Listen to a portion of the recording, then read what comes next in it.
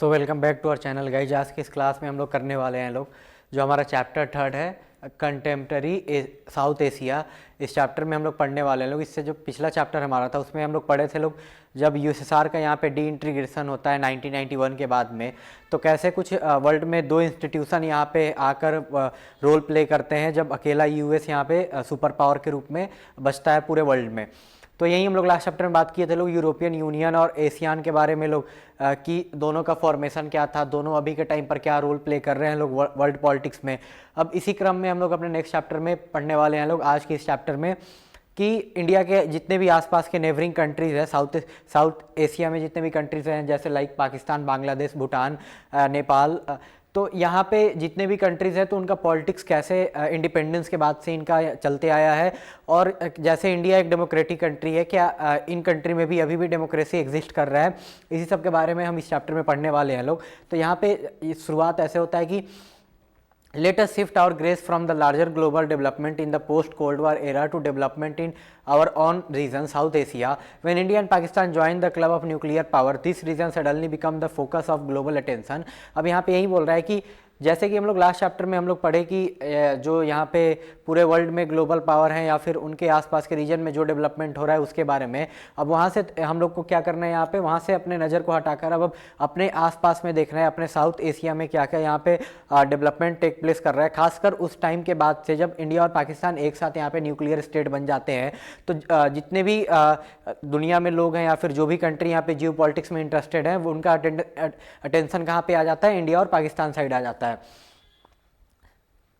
The focus was of course on the various kind of conflict in the region. There was pending border and water sharing dispute between the state of the region. अब यहाँ पे यही बोल रहा है कि जो focus था बेसिकली ये बहुत सारे यहाँ पे ऐसे डिस्प्यूट थे कंट्रीज के बीचों में उन पे था, पर खासकर यहाँ पे जो यहाँ पे बॉर्डर डिस्प्यूट था और जो वाटर शेयरिंग का आपस में कंट्री का यहाँ पे लड़ाई था उसके बारे में हम लोग जानेंगे। फिर यहाँ पे बोल रखा है कि beside there are conflict arising out of insurgency, ethnic strife and resource sharing make the region very turbulent. At the same time, many people in South Asia recognize the fact that this region can develop and prosper if status of the region cooperate with each other. अब यहाँ पे यही बोल रहा है कि ये सब रीज़न इन सब कारणों से क्या होता है, ये रीजन को बहुत ज़्यादा ट्रेवलेंट बना दी ये बन जाता है। और उसी टाइम पर बहुत सारे लोग साउथ एशिया में मतलब ऐसे थे जो साउथ एशिया को रिकॉग्नाइज कर रहे हैं कि अगर साउथ एशिया एक साथ मिलकर काम करेगा तो क्या ये रीजन यहाँ पे डेवलप भी हो सकता है और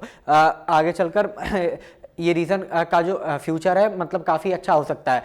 since much of this is rooted in the condition by the domestic politics of countries, we first introduce the region and domestic politics of the some of the big countries in the region. यहाँ पे यही बता रखा है कि इन सब का success किस पे डिपेंड करता है, जितने भी कंट्रीज के यहाँ पे डोमेस्टिक पॉलिसीज हैं उस पर, और इसी के बारे में बोल रखा है कि हम लोग कुछ जो इस रीजन के बड़े कंट्री हैं उनके डोमेस्टिक पॉलिसी और साथ में वो कैसे उनका काम करने का तरीका है इसके बारे में हम लोग जानने वाले हैं अब यहाँ पे चैप्टर का ऐसे स्टार्टिंग है कि साउथ एशिया क्या है। We are all familiar with the gripping tension during an India Pakistan match. We have also seen the goodwill and hospitality showing to visiting India and Pakistani fans by their host when they come to watch a cricket match. अब यहाँ पे यही बोल रखा है कि हम सबको पता है कि जब इंडिया और पाकिस्तान का क्रिकेट मैच होता है तो कितना टेंस माहौल में होता है, या फिर हम लोग को ये भी पता है कि अगर इंडिया पाकिस्तान कोई भी देश यहाँ पे क्रिकेट मैच होस्ट कर रहा है तो सामने वाले कंट्री के लोग अगर एक दूसरे में उसमें जाएंगे तो कैसे उन लोगों को अच्छे से ट्रीट किया जाता है ये भी हमको अच्छे से पता है। फिर साथ में आगे this is a symbol of larger this is symbolic of larger pattern of South Asia affair. Ours is a region where rivalry and goodwill, hope and despair, mutual suspicion and trust coexist. अब यहाँ पे यही बोल रहा है कि ये जो हमको इंडिया और पाकिस्तान के बीचों में ये जो हॉस्पिटैलिटी देखने को मिलता है जब फैन एक दूसरे के कंट्री में जाते हैं, तो यही कुछ हाल पूरे साउथ ईस्ट एशिया कंट्री के बीच में है कि आपस में यहाँ पे दोनों के बीच में राइवलरी भी रहेगा, पर साथ में यहाँ पे दोनों को एक दूसरे के लिए यहाँ पे गुडविल दोनों का रहेगा एक दूसरे के लिए। साथ में अगर कोई भी लोग एक दूसरे कंट्री में यहाँ पे विजिट कर रहे हैं तो उनको अच्छे से यहाँ पे ट्रीट भी किया जाएगा।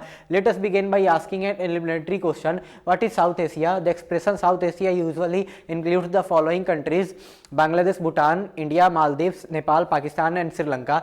अब यहाँ पे यही पूछ रहा है कि साउथ एशिया क्या है। तो जब साउथ एशिया क्या है तो यहाँ पे क्या बताया जा रहा है, साउथ एशिया उन कंट्री का रीजन है जहाँ पे बांग्लादेश, भूटान, इंडिया, मालदीव्स, पाकिस्तान, श्रीलंका, नेपाल ऐसे कंट्री एग्जिस्ट करते हैं एक साथ में the mighty Himalayas in the north and the vast Indian ocean, the Arabian C and the bay of Bengal in south, waste and east respectively provide a natural इंसुलिटी to the reason which is largely responsible for the linguistic, social and cultural distinctiveness of the sub continent. अब यहाँ पे यही बोल रहा है कि साथ ही में जो साउथ एशिया है, एक साइड में क्या है, अरेबियन सी है, एक साइड में बे ऑफ बंगाल है, और नीचे के साइड में देखा जाए तो यहाँ पे क्या हमको देखने को मिलता है, जो इंडियन ओशियन है ये हमको यहाँ पे देखने को मिलता है। तो ये जो जितने भी रीजन है और ऊपर में क्या है, यहाँ पे हिमालयास है, तो ये जितने भी एक साथ मिलकर क्या साउथ एशिया को बनाते हैं, जहाँ पे हमको अलग अलग लैंग्वेज के लोग, अलग अलग यहाँ पे रिलीजन के लोग एक मतलब हमको रहते हुए इस रीजन में दिखते हैं।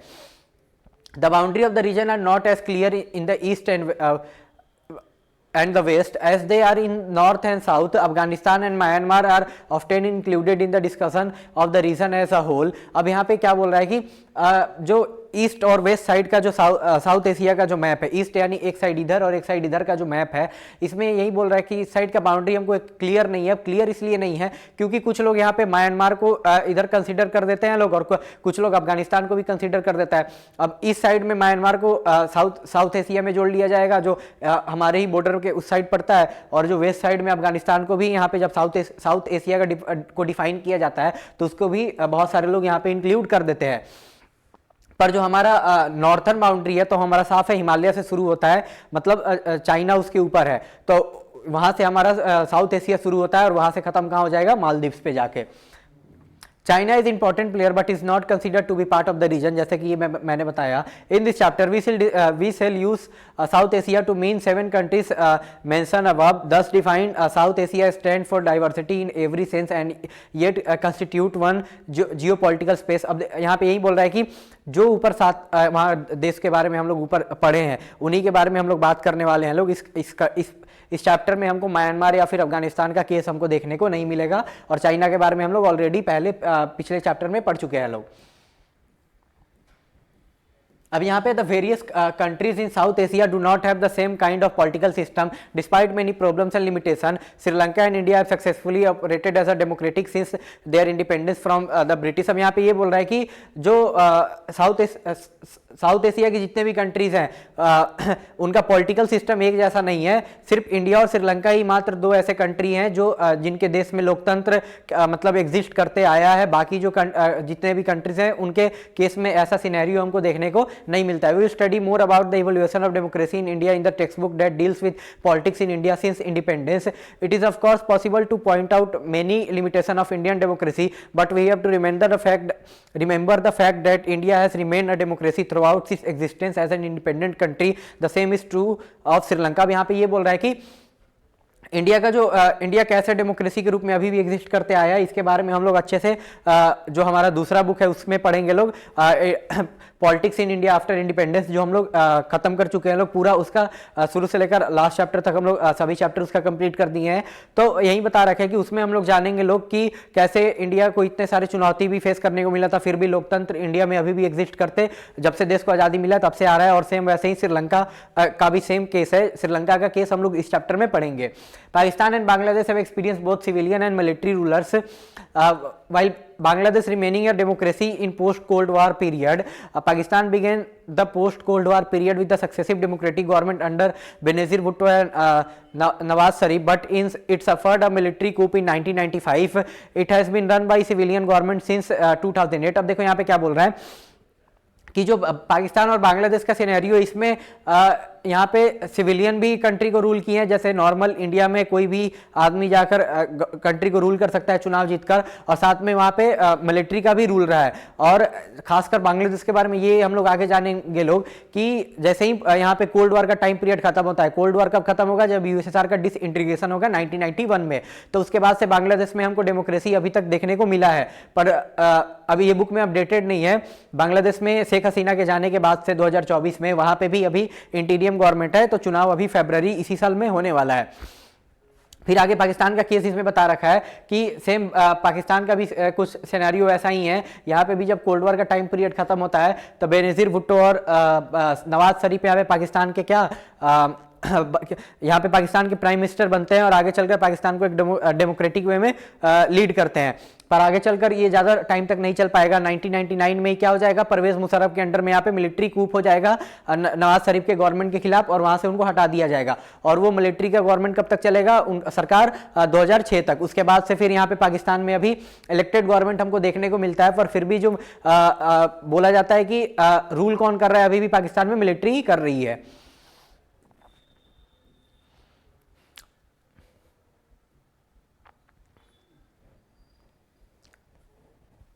Till 2006, Nepal was a constitutional monarchy with danger of the king taking over executive power. In 2008, the monarchy was abolished and Nepal emerged as a democratic republic. From the experience of Bangladesh and Nepal, we can say that democracy is becoming an accepted norm in the entire region of South Asia. अब देखो इस book के हिसाब से क्या बोल रहा है कि 2006 तक नेपाल में क्या था, यहाँ पे जो मोनार्की फॉर्म ऑफ सिस्टम था जिसमें राजा ही क्या थे, उस देश के हेड थे। तो आगे क्या करते हैं, राजा 2006 में जो पार्लियामेंट वहां पे कुछ बेसिक पावर दिया गया रहता है उसको सस्पेंड कर देते हैं यहाँ पे, और उसके चक्कर में यहाँ पे मॉइस्ट लोग मिलके यहाँ पे प्रदर्शन करेगा लोग, जिस कारण से 2008 में क्या हो जाएगा, फाइनली वहां पे जो मोनार्की का जो सिस्टम था उसको खत्म कर दिया जाएगा। फिर आगे ये बोल रहा है कि आगे चलकर नेपाल भी एक डेमोक्रेटिक रिपब्लिक के रूप में सामने आएगा। फिर ये बोल रहा है कि बांग्लादेश और नेपाल के जो यहाँ पे सिनेरियो जो केस है, इसको पढ़ के हम लोग इस चैप्टर से ये समझेंगे लोग कि साउथ एशिया में भी क्या है, डेमोक्रेसी को यहाँ पे बहुत सारे कंट्री के बीच में यहाँ पे अपनाया जा रहा है। पर साथ में अब अभी के टाइम पीरियड में इस बुक के हिसाब से नहीं, अभी के टाइम पीरियड पे ध्यान देने वाला क्या बात है, बांग्लादेश में भी जो डेमोक्रेटिक गवर्नमेंट था शेख हसीना का, उसको ओवरथ्रो कर दिया गया है। और नेपाल में भी जो वहाँ पे गवर्नमेंट था, जब से वहाँ पे डेमोक्रेसी आया, एक भी गवर्नमेंट नेपाल में अपना 5 टर्म कंप्लीट कोई भी प्राइम मिनिस्टर 5 टर्म कंप्लीट नहीं कर पाया है। इस लास्ट ईयर ही नेपाल में जेनजी प्रोटेस्ट हुआ था, उसमें क्या हुआ था, जो केपी शर्मा ओली थे नेपाल के जो प्राइम मिनिस्टर थे, उनके खिलाफ, और जो अपोजिशन लीडर थे जो आपस में 3 आदमी, प्रचंड, ओली और एक और है, उनका नाम ध्यान नहीं है, यही तीनों लोग आपस में मिलकर नेपाल का यहाँ पे बार बार प्राइम मिनिस्टर बनता था लोग। तो जितने भी वहाँ के यूथ थे, खासकर यूथ के बीच में उससे क्या था, डिससेटिस्फेक्शन था, लोग उनसे खुश नहीं थे, जिस कारण से उनको हटा दिया जाता है। अब आगे चलकर अभी सुशीला कार्की यहाँ पे नेपाल की प्राइम मिनिस्टर है। अब नेपाल में भी चुनाव होने वाला है मार्च के टाइम पे, फिर उसके बाद हमको पता चलेगा कि नेपाल के आने वाले यहाँ पे पीएम कौन बने हैं। Similar changes are taking in place in the 2 smallest countries of the region. Bhutan became a constitutional monarch in 2008 under the leadership of the king. It emerged as a multi-party democracy. अब देखो यहाँ पे क्या बोल रहा है कि 2 ऐसे छोटे छोटे कंट्री, एक भूटान और एक मालदीव, उसके बारे में भी हम लोग इसमें जानेंगे लोग। तो भूटान का क्या बता रहा है, 2008 में भूटान क्या हो जाता है, यहाँ पे कॉन्स्टिट्यूशनल मोनार्की हो जाता है। और साथ में कॉन्स्टिट्यूशनल मोनार्की मतलब हेड अभी भी कौन है यहाँ पे, जो भूटान के राजा है वही है, पर पॉलिटिकल पार्टी को यहाँ पे चुनाव लड़ने का कुछ बेसिक राइट दे दिया गया है। मतलब जो राजा होते हैं उनके नीचे वाला पोजीशन के लिए यहाँ पे क्या हो रहा है, चुनाव हो रहा है। तो यहाँ पे कॉन्स्टिट्यूशनल मोनार्की का सिस्टम आ रखा है, जो हमको बेसिकली ब्रिटेन में देखने को मिलता है। और साथ में ही मल्टी पार्टी डेमोक्रेसी भी कहाँ हो रखा है, भूटान में।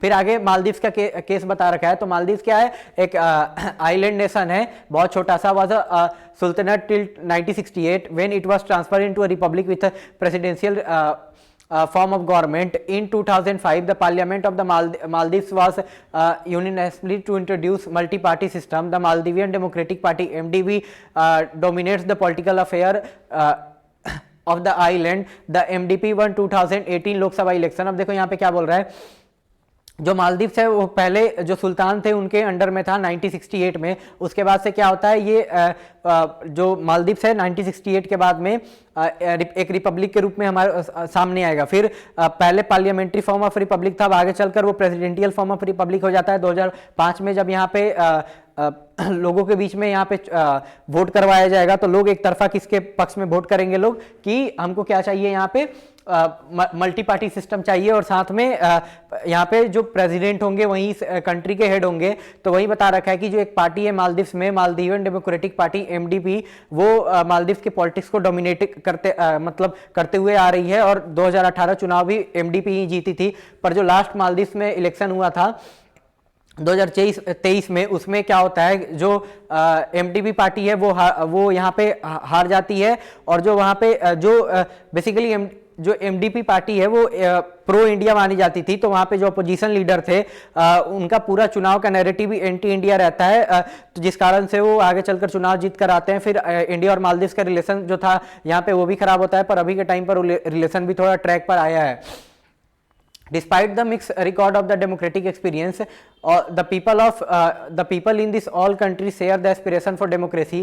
A recent survey of the attitudes of the people in the 5 big countries of the region showed that there is a widespread support for democracy in all this country. अब देखो यहाँ पे क्या बोल रहा है कि साउथ एशिया में जितने भी कंट्रीज है वहाँ पे बहुत सारे कंट्रीज में लोगों को दोनों टाइप ऑफ गवर्नमेंट देखने को मिला है। पर जो यहाँ पे अभी हाल फिलहाल में जो सर्वे हुआ था, तो जो अधिकतर लोग हैं वो किसके पक्ष में थे, हमको क्या चाहिए, यहाँ पे हमको डेमोक्रेटिक फॉर्म ऑफ गवर्नमेंट चाहिए। Ordinary citizen, rich as well as poor and belonging to different religion view the idea of democracy positively and support the institution of representative democracy. अब यहाँ पे यही बोल रहा है, या फिर आम नागरिक हो, या फिर कोई अमीर हो, या फिर कोई गरीब हो, या फिर कोई मिडिल क्लास हो, सबकी, या फिर कोई अलग अलग धर्म के लोग ही क्यों ना हो, सब किसके पक्ष में है यहाँ पे, हमको यहाँ पे क्या चाहिए कि हमको डेमोक्रेसी चाहिए।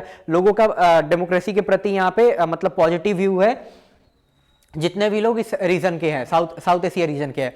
They prefer democracy over any other form of government and think that democracy is suitable for their country. These are significant finding for it was earlier believed that democracy could flourish and find support only in prosperous country of the world. अब देखो यहाँ पे क्या बोल रहा है कि जो भी लोग हैं साउथ एशिया रीजन के, उनको डेमोक्रेसी चाहिए किसी और फॉर्म ऑफ गवर्नमेंट के हिसाब से। और ये एक बहुत बड़ा अचीवमेंट माना इसलिए है मतलब इस रीजन के लिए, क्योंकि ऐसा पहले माना जाता था कि डेमोक्रेसी उन्हीं एरिया में यहाँ पे मतलब फल फूल पाएगी जहाँ पे क्या होगा, जो कंट्री यहाँ पे वेल डेवलप होंगे या फिर प्रॉस्परस होंगे।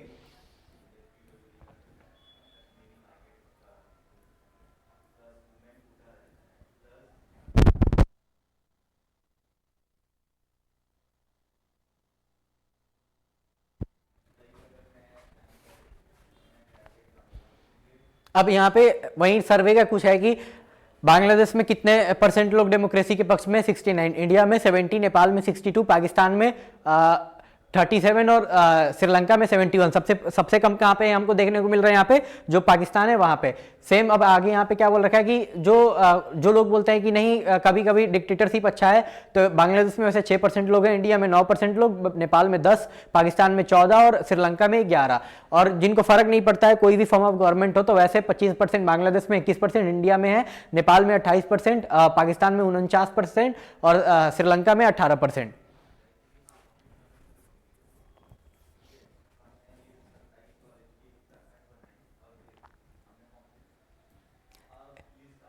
In that sense, the South Asia experience of democracy has expanded the global imagination of democracy. Let us look at the experience of the democracy in each of the 4 big countries of the region other than India. अब यहाँ पे यही बता रखा है कि अब हम लोग आगे हम लोग क्या पढ़ने वाले हैं लोग, कि जो डेमोक्रेसी कैसे यहाँ पे एग्जिस्ट करते आया है इन रीजन में।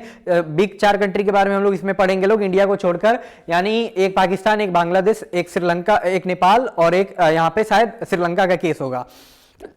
तो उससे पहले कि यहाँ पे इंपॉर्टेंट टाइमलाइन है, इस टाइमलाइन को हम लोग देख लेते हैं कि 1947 में इंडिया और जो पाकिस्तान है इमर्ज करते हैं लोग यहाँ पे इंडिपेंडेंट नेशन। किससे इनको आज़ादी मिलता है? ब्रिटिश रूल से। 48 में श्रीलंका भी आज़ाद हो जाता है यहाँ पे, इसका पुराना नाम क्या है, सेलोन। और इसी टाइम पे यहाँ पे क्या हो जाता है, इंडिया और पाकिस्तान के बीच में जम्मू एंड कश्मीर के ऊपर लड़ाई हो जाता है। फिर 55-54 में पाकिस्तान ज्वाइन कोल्ड वॉर। अब देखो 54-55 में क्या होता है, पाकिस्तान कोल्ड वॉर में जो अमेरिका का साइड रहता है उधर उसके मिलिट्री अलायंस को ज्वाइन कर लेता है, सियाटो एंड सेंटो को। और आगे 60 में इंडिया और पाकिस्तान क्या इंडस वाटर ट्रीटी साइन करेंगे लोग। 62 में इंडिया का लड़ाई हो जाएगा चाइना के साथ में, बॉर्डर कॉन्फ्लिक्ट। 65 में इंडिया और पाकिस्तान फिर से लड़ेंगे। उसके बाद में उसी टाइम पे क्या होगा, India UN India Pakistan observation mission UN के द्वारा यहाँ पे भेजा जाएगा। उसके बाद ताशकंद में ट्रीटी साइन होगा। 1966 में इंडिया और पाकिस्तान के ताशकंद में यहाँ पे एग्रीमेंट साइन करेंगे लोग, जिसपे क्या रहेगा 6 point proposal of Sheikh Mujibur Rahman. इसी टाइम पे एक और चीज होगा कि ईस्ट पाकिस्तान में जो शेख मुजीबुर रहमान है उस रीजन के लोगों के लिए 6 पॉइंट का मांग रखते हैं लोग, ताकि ईस्ट पाकिस्तान रीजन को ज्यादा ऑटोनॉमी मिले, पर वो उस मांग को ठुकरा दिया जाएगा। और 1971 मार्च में जो बांग्लादेश के शेख मुजीबुर रहमान है वो क्या किस चीज का घोषणा कर देंगे कि आज से बांग्लादेश आजाद है। फिर 71 अगस्त में ही क्या हो जाएगा, इंडिया और जो सोवियत यूनियन है एक ट्रीटी साइन कर लेंगे लोग 20 साल के लिए, ट्रीटी ऑफ फ्रेंडशिप, जिसमें रहेगा कि अगर इंडिया पे या फिर सोवियत यूनियन पे कोई भी हमला करेगा तो ये हमला क्या माना जाएगा कि मेरे पे भी किया गया। तो इसलिए इसका बेनिफिट इसलिए था क्योंकि इंडिया आगे दिसंबर में ही पाकिस्तान के साथ लड़ाई लड़ेगा, तो यहाँ पे सोवियत यूनियन का हमको सपोर्ट मिलता है। वहीं बता रखा है कि 71 दिसंबर में इंडिया पाकिस्तान का लड़ाई होगा और फाइनली बांग्लादेश एक आजाद कंट्री के रूप में यहाँ पे निकल जाएगा। 72 जुलाई में क्या हो जाएगा, इंडिया और पाकिस्तान यहाँ पे शिमला एग्रीमेंट साइन करेंगे लोग, जिसमें जो पाकिस्तान के जो यहाँ पे सोल्जर थे अराउंड 90,000 के करीब में, उनको यहाँ पे इंडिया छोड़ देगा। 74 मई के महीने में क्या होने वाला है, इंडिया न्यूक्लियर टेस्ट अपना इंदिरा गांधी के लीडरशिप में यहाँ पे सबसे पहला कंक्लूड करने वाला है, जिसका नाम है ऑपरेशन लाफिंग बुद्धा। फिर यहाँ पे मई में क्या होने वाला है, सॉरी मई ये हो गया। 76 में क्या होने वाला है, पाकिस्तान और बांग्लादेश अपना डिप्लोमेटिक टाइज को फाइनली यहाँ पे स्टैब्लिश करेंगे। कब स्टैब्लिश करेंगे, यहाँ पे 71 में आज़ादी के बाद, यानी 5 साल लग जाता है बांग्लादेश और पाकिस्तान को यहाँ पे डिप्लोमेटिक टाइज यहाँ पे स्टैब्लिश करने को। फिर 85 दिसंबर में क्या हो जाएगा, South Asian leader sign SAARC charter at the first summit in Dhaka. अब देखो यहाँ पे एक सार्क ऑर्गेनाइजेशन को मनाया जाएगा लोग, और इसका चार्टर साइन होगा कब, पहला समिट ढाका में होने वाला है। कब ये होगा, दिसंबर 1985 में। फिर उसके बाद 1987 में क्या होने वाला है, इंडिया श्रीलंका अकॉर्ड साइन होगा, जिसमें इंडिया पीस कीपिंग फोर्स भेजेगी श्रीलंका में। कब, 87 से 87 टू 90 तक, यानी 1987 टू 1990 तक यहाँ पे इंडिया पीस कीपिंग फोर्स भेजेगा, जो वहाँ पे श्रीलंका में तबिलियंस के द्वारा जो वहाँ पे लड़ाई लड़ा जा रहा था सरकार के खिलाफ में, उनको कंट्रोल करने के लिए। फिर 1988 में इंडिया यहाँ पे अपने ट्रूप्स को भेजेगी मालदीव्स में, जब वहाँ पे कुछ लोगों के द्वारा यहाँ पे कूप करके जो वहाँ की सरकार थी उसको हटाने का कोशिश किया गया था।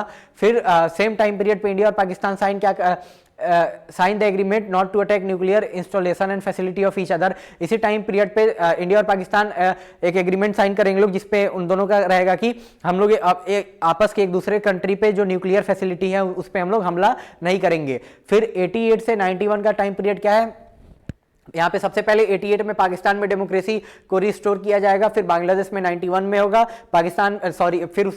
फिर नेपाल में भी इसी टाइम पीरियड पे होगा। फिर दिसंबर 96 में क्या होने वाला है, इंडिया बांग्लादेश साइन करेंगे लोग Farakka treaty for sharing the Ganga water. Farakka treaty sign किया जाएगा, जिसमें गंगा का जो पानी वेस्ट बंगाल से होकर बांग्लादेश में घुसता है उसके शेयरिंग को लेकर यहाँ पे ट्रीटी साइन किया जाएगा। फिर मई 1998 में India Pakistan nuclear test conduct करेगा सब। फिर दिसंबर में क्या होने वाला है, इंडिया और श्रीलंका यहाँ पे फ्री ट्रेड एग्रीमेंट साइन करेगा लोग। फिर 99 में क्या होगा, फरवरी का मंथ है, जो हमारे प्राइम मिनिस्टर है वाजपेयी जी, ये बस का जर्नी लाहौर तक लेकर जाएंगे लोग, जिसको पीस डिक्लेरेशन वहां पे जाके साइन होगा, ताकि दोनों कंट्री का इंडिया और पाकिस्तान एक साथ यहाँ पे क्या आगे बढ़कर एक साथ एक दूसरे को सपोर्ट करके यहाँ पे काम करें। पर ये चीज पाकिस्तान के जो वहाँ पे मिलिट्री वाले होते हैं उनको पसंद नहीं आता है। फाइनली पाकिस्तान के द्वारा यहाँ पे कारगिल में लड़ाई शुरू हो जाएगा। जून से लेकर जुलाई के बीच में कारगिल कॉन्फ्लिक्ट इंडिया और पाकिस्तान के बीच में होगा। फिर जुलाई 2001 में वाजपेयी मुशर्रफ आगरा समिट होता है, ताकि जो कारगिल का वॉर खत्म हुआ रहता है उसके बाद से यहाँ पे दोनों कंट्री के बीच में डिप्लोमेटिक टाइज को नॉर्मल किया जाए, पर ये अनसक्सेसफुल हो जाएगा। फिर यहाँ पे 2004 जनवरी में क्या होगा, SAFTA sign at the 12th SAARC summit in Islamabad. फिर 2007 में क्या हो जाएगा, सार्क को यहाँ पे Afghanistan as a country member join करेगा, और 14 में यहाँ पे जो 18 सार्क समिट काठमांडू में हुआ था नेपाल में, इसके बाद से आगे चलकर अभी तक कोई सार्क समिट नहीं हुआ है। और इसी के बाद से यहाँ पे मोदी जी का ध्यान है बिम्स्टेक को, यहाँ पे सार्क, इंडिया का नाम है कि हम सार्क को आगे कंटिन्यू नहीं करेंगे, हम लोग बिम्स्टेक समिट को आगे यहाँ पे बढ़ाएंगे। अब यहाँ पे क्या है, the military and democracy in Pakistan. After Pakistan frame it's first constitution, general Ayub Khan took over the administration of the country and soon got himself elected। अब यहाँ पे क्या बोल रहा है कि जैसे ही पाकिस्तान अपने कॉन्स्टिट्यूशन को फाइनल कर लेता है, उसके कुछ टाइम बाद ही क्या हो जाता है, जो जनरल अयूब खान है वो पाकिस्तान के यहाँ पे हेड के रूप में अपने आप को इलेक्ट कर लेंगे। He had to give office when there was a popular dissatisfaction against his rule. और उनको अपने सत्ता को कब छोड़ना पड़ेगा, जब उनके खिलाफ जो लोगों का विद्रोह यहाँ पे शुरू हो जाएगा।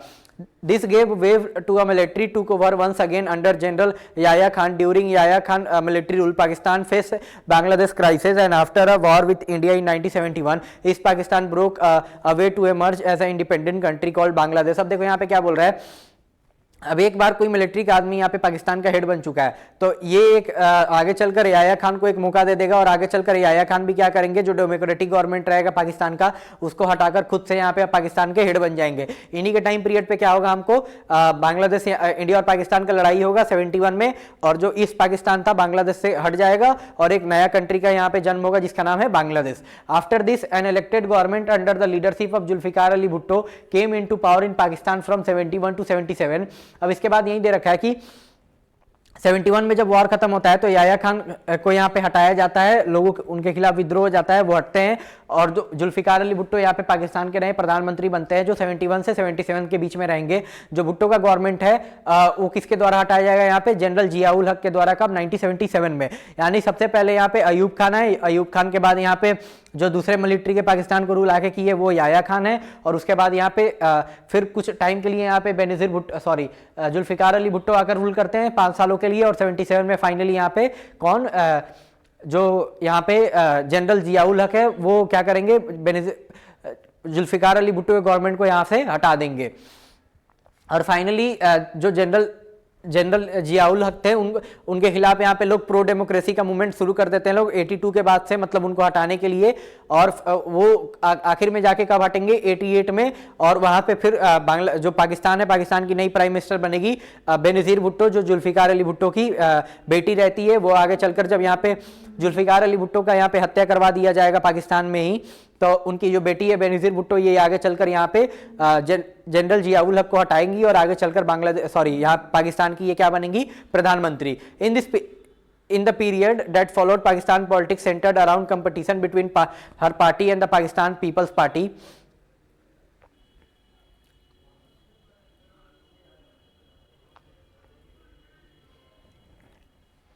And the Muslim League. This phase of elective democracy lasted till 1999 when the army stepped in again as General Pervez Musharraf removed Prime Minister Nawaz Sharif in 2001. General Musharraf got himself elected as president. Pakistan continued to be ruled by the army, though the army rulers have held some election to give their rule a democratic image. Since 2008 democratically elected leaders have been ruling Pakistan। अब देखो यहाँ पे यही बोला जा रहा है, इस कहानी में कुछ नहीं है।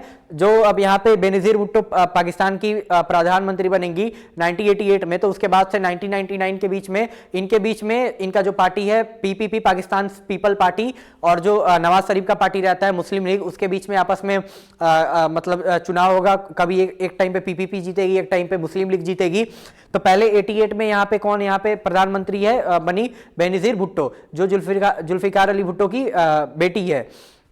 फिर आगे जब चुनाव होगा तो बेनजीर भुट्टो चुनाव हारेंगी और नवाज शरीफ पाकिस्तान के क्या बनेंगे, यहाँ पे प्रधानमंत्री बनेंगे। और उसके बाद से वो प्रधानमंत्री रहते हैं 1999 में, जब तक एक और बार वहाँ पे आर्मी के द्वारा तख्ता पलट नहीं किया जाएगा। और अब बनेंगे पाकिस्तान के जो हेड कौन, जो जनरल परवेज मुशर्रफ। और ये कब तक रहेंगे, 2008 तक। 2001 में क्या करेंगे, परवेज मुशर्रफ अपने आप को कुछ कॉन्स्टिट्यूशन में चेंज करके अपने रूल को डेमोक्रेटिक मतलब तरीका दिखाने के लिए क्या करेंगे, वहाँ पे कुछ चुनाव करेंगे और और अपने आप को ही दोबारा से पाकिस्तान के प्रेसिडेंट इलेक्ट करवा लेंगे और ये रहेंगे 2008 तक। 2008 के बाद में जब ये फाइनली एज अ प्रेसिडेंट हटेंगे पाकिस्तान के, तो उसके बाद से अभी तक जो पाकिस्तान में जितने भी लीडर्स आए हैं, मतलब यहाँ पे चुनाव हो रहा है, डेमोक्रेटिकली इलेक्टेड हैं। अब कितना डेमोक्रेटिकली इलेक्टेड है उस पर सवाल अलग से जरूर है, क्योंकि अभी भी डायरेक्टली पाकिस्तान में से किसका रहता है, आर्मी का। यानी सबसे पहले कोई आर्मी का आके कंट्रोल किया पाकिस्तान को, वो कौन है हमको देखने को मिलेगा, जनरल अयूब खान। अयूब खान के बाद यहाँ पे आए याया खान। याया खान के बाद यहाँ पे कौन आएगा, जनरल जियाउल हक। जियाउल हक के बाद यहाँ पे जो अभी तक है जनरल परवेज मुशर्रफ, वो रहेंगे यहाँ पे 2008 तक। Several factors have contributed to Pakistan's failure in building a stable democracy. The social dominance of the military, clergy and landowning aristocracy has led to the frequent overthrow of the elected government and establishment of military government. अब देखो यहाँ पे ये बोल रहा है कि जो मिलिट्री गवर्नमेंट यहाँ पे बनने का बहुत सारा हमको रीजन देखने को मिल जाएगा। एक तो है कि जो एक मेन रीजन ये है कि जो मिलिट्री का है पूरे पाकिस्तान का सोशल ऑर्डर में यहाँ पे क्या है, डोमिनेंस है, और जो यहाँ पे उनके पास काफ़ी ज़्यादा लैंड ऑनिंग भी उन्हीं के पास है पाकिस्तान में। और जो वहाँ पे पाकिस्तान में जो एरिस्टोक्रेसी है, एरिस्टोक्रेसी यानी जो अफसर लोग हैं, उनके द्वारा पाकिस्तान को रूल किया जाता है। और डायरेक्टली वो किसको यहाँ पे किसको वो लोग यहाँ पे अपने किसको यहाँ पे कांटेक्ट करेगा लोग, वो लोग डायरेक्ट मिलिट्री को, मतलब रिपोर्ट डायरेक्ट मिलिट्री को करेगा लोग। तो ऑर्डर उनको किससे मिलेगा, मिलिट्री से मिलेगा। तो जाहिर सी बात है जैसा मिलिट्री का सोच रहेगा वैसा ही जो वहाँ के ब्यूरोक्रेट है उसी तरीके से यहाँ पे क्या करेंगे, काम करेंगे।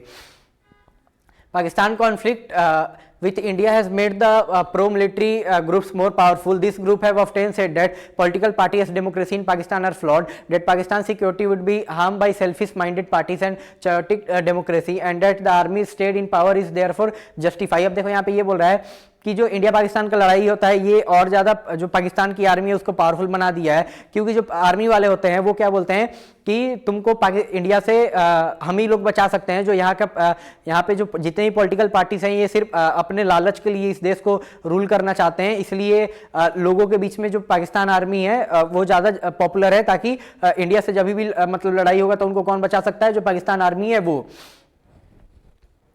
While democracy has not been fully successful in Pakistan, there has been a strong pro-democracy sentiment in the country. Pakistan has a courageous and a relatively free press and a strong human rights movement. अब यहाँ पे ये बोल रहा है कि भले ही democracy Pakistan में पूरी तरीके से सक्सेसफुल नहीं हो पाई हो, पर कुछ लोग पाकिस्तान में चाहते हैं कि पाकिस्तान में डेमोक्रेसी फूले बढ़े, और साथ में यहाँ पे हमको कुछ ह्यूमन राइट्स ग्रुप और यहाँ पे प्रेस का फ्रीडम हमको देखने को मिलता है, जिस कारण से हम लोग ये मान सकते हैं कि आने वाले टाइम में पाकिस्तान में डेमोक्रेसी क्या यहाँ पे एग्जिस्ट कर सकती है। The lack of genuine international support for democratic rule in Pakistan has further encouraged the military to continue its dominance. अब यहाँ पे यही बोल रहा है कि जैसे कोई नॉर्मल और कंट्री है उसमें क्या रहता है कि अगर वहाँ पे डेमोक्रेसी को हटाया जा रहा है तो जो इंटरनेशनल बाहर की जो कंट्री है या फिर जो इंटरनेशनल ग्रुप है वो प्रेशर डालते हैं उस कंट्री के रूलर पे जो यहाँ पे इन डेमोक्रेटिक वे से आकर यहाँ पे रूल करना चाहते हैं, तो उनको हटाया जाता है। पर ये केस हमको पाकिस्तान में देखने को नहीं मिलता है, जिस कारण से मिलिट्री को और ज़्यादा यहाँ पे करे जाता है कि कंट्री को हम अपने हिसाब से रूल करें। The US and the other western countries have encouraged the military authoritarian rule in the past for their own reason, given their fear of threat of what they call global Islamic terrorism and the apprehension that Pakistan nuclear arsenal might fall into hands of those terrorist groups. The military regime in Pakistan have been seen as a protector of western interest in West Asia and South Asia.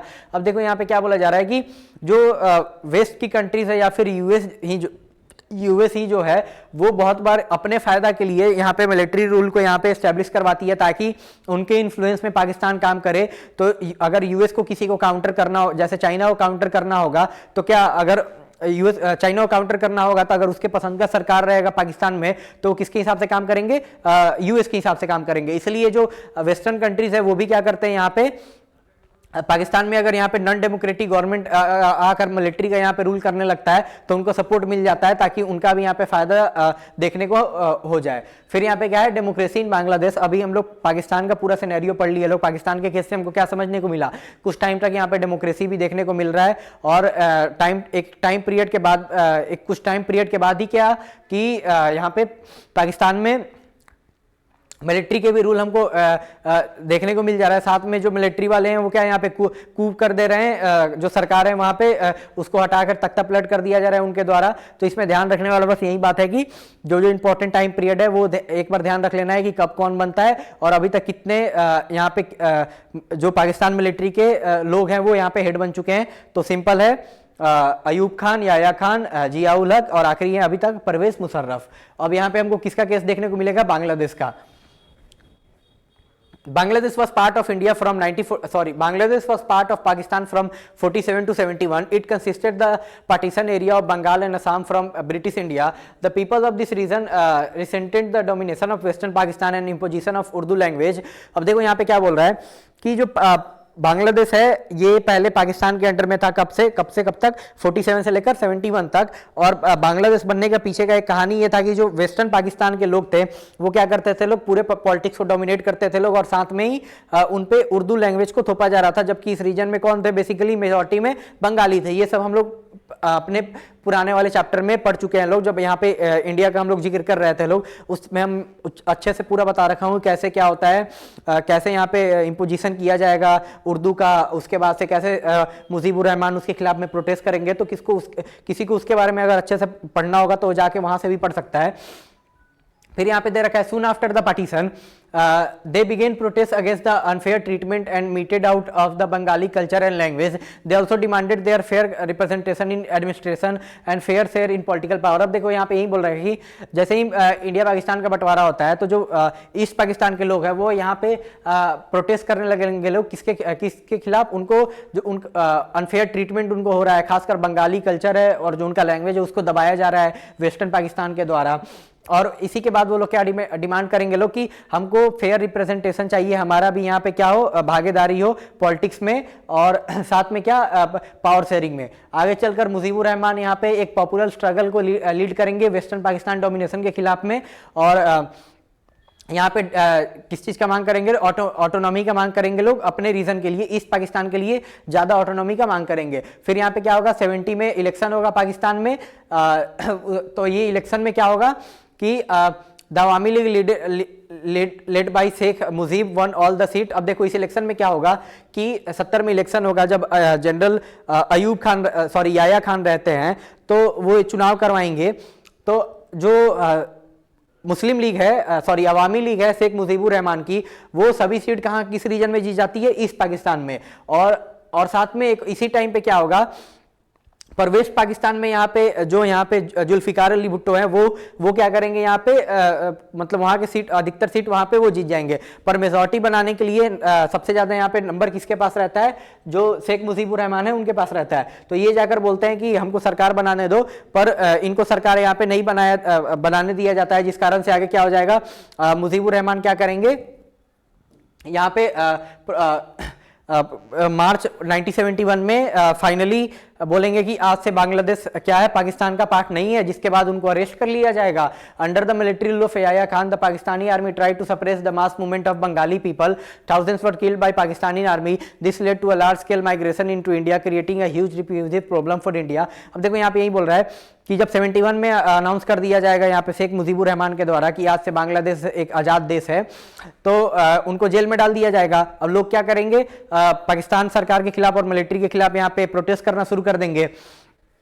तो इनको इस movement को दबाने के लिए बहुत सारे लोगों को मारा जाएगा यहाँ पे पाकिस्तानी आर्मी के द्वारा, जिस कारण से यहाँ पे बहुत मास लेवल पे क्या होगा? यहाँ हमको क्या देखने को मिलेगा? माइग्रेशन देखने को मिलेगा। और बहुत सारे 80 लाख लोग बांग्लादेश को छोड़कर यहाँ पे इंडिया में आते हैं उस रीजन में, जैसे बांग्लादेश, आसाम, ये सब क्योंकि ये बांग्लादेश से इनका बॉर्डर लगता है हमारे इन स्टेटों का, तो जिस कारण से यहाँ पे बहुत बड़ा रिफ्यूजी प्रॉब्लम इंडिया को देखने को मिलेगा।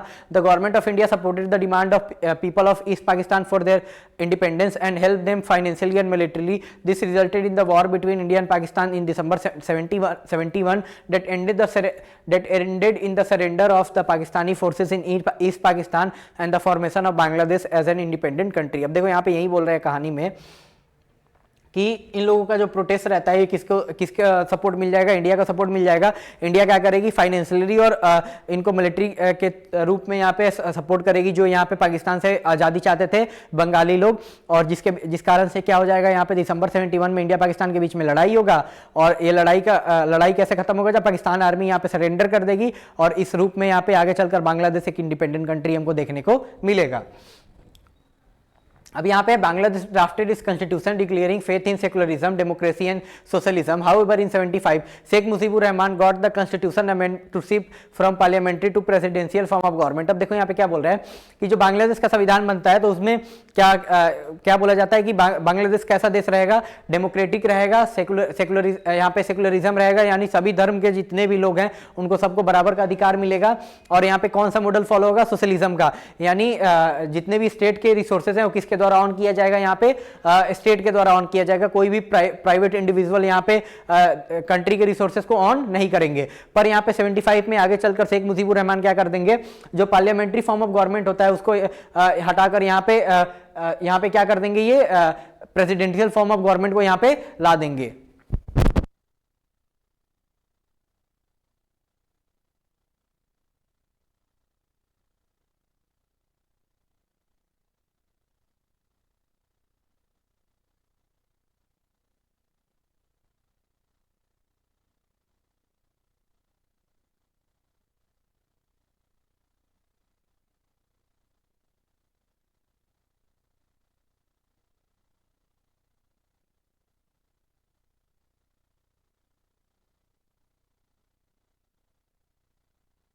अब देखो मैं पहले ये बता दूं कि यहाँ पे पार्लियामेंट्री फॉर्म ऑफ गवर्नमेंट और प्रेसिडेंशियल फॉर्म ऑफ गवर्नमेंट में क्या अंतर है। तो जो पार्लियामेंट्री फॉर्म ऑफ गवर्नमेंट है उसमें बेसिकली मेन जो हेड होते हैं गवर्नमेंट के वो प्राइम मिनिस्टर होते हैं, जो इंडिया में चलता है कि कंट्री के हेड कौन है, ऐसे नॉमिनल हेड प्रेसिडेंट है, पर रियल पावर किसके पास रहता है, यहाँ पे प्राइम मिनिस्टर के पास में।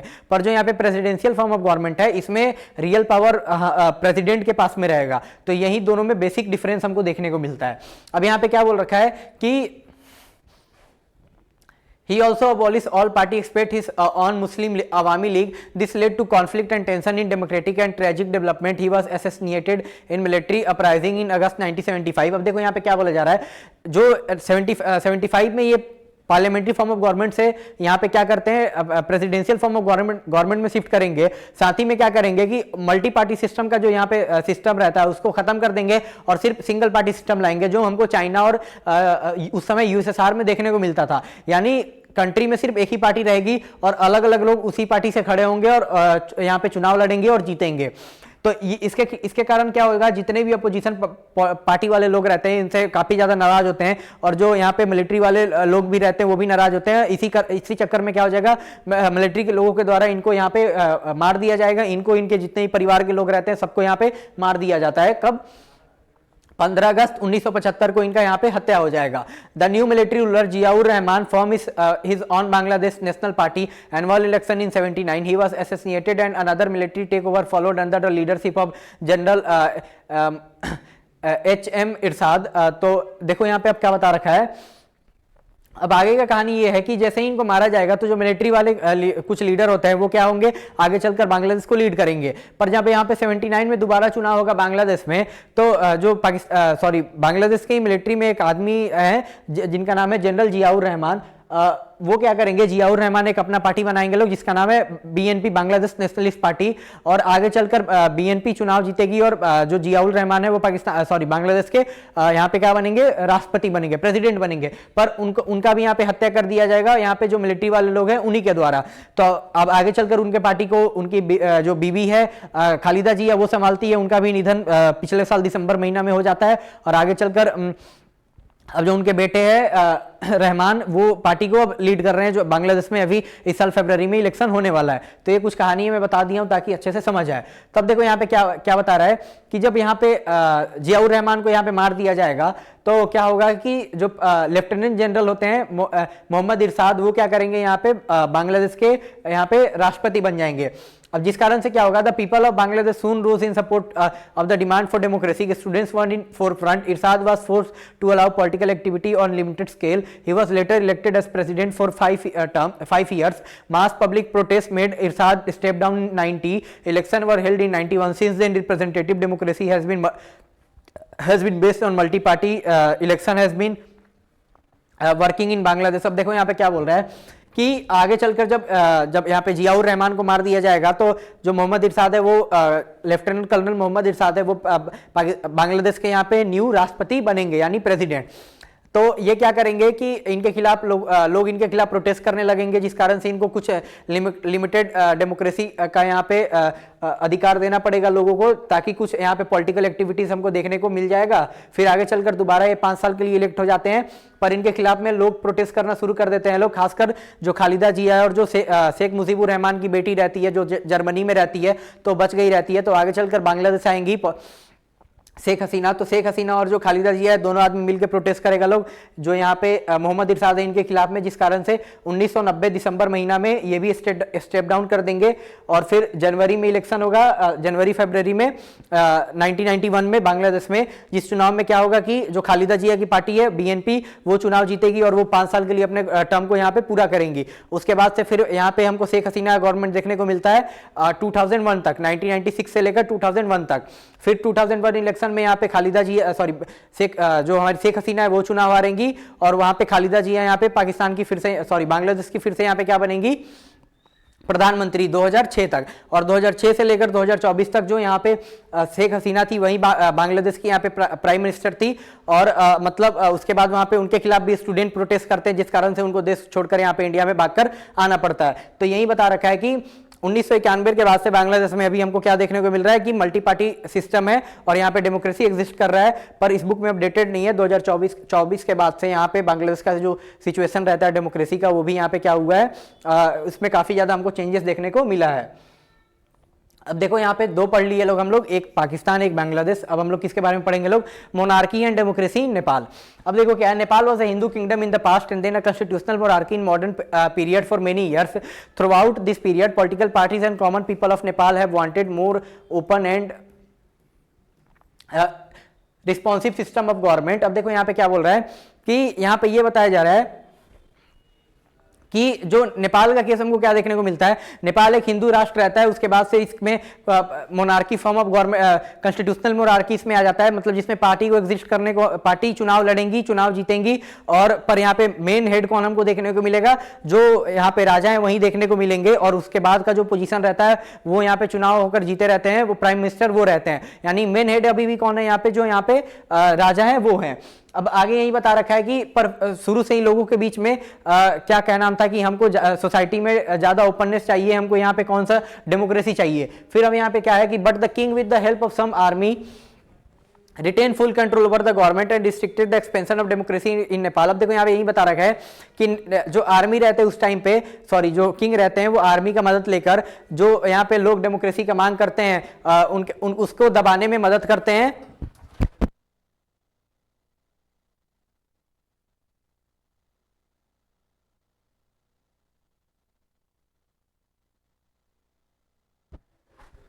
जिस कारण से क्या होगा यहाँ पे जो नेपाल में डेमोक्रेसी उतना ज्यादा एक्सपेंड नहीं कर पाएगी। फिर क्या है, the king accepted the demand for a new democratic constitution in 90 in the wake of strong pro democracy movement. अब देखो लोग 1990 आते आते क्या करेंगे, यहाँ पे प्रो डेमोक्रेसी मूवमेंट होने लगेगा, जिस कारण से किंग को जो राजा रहते हैं नेपाल के उनको कुछ लोगों का मान यहाँ पे मांगना पड़ेगा, जिस कारण से यहाँ पे क्या होगा,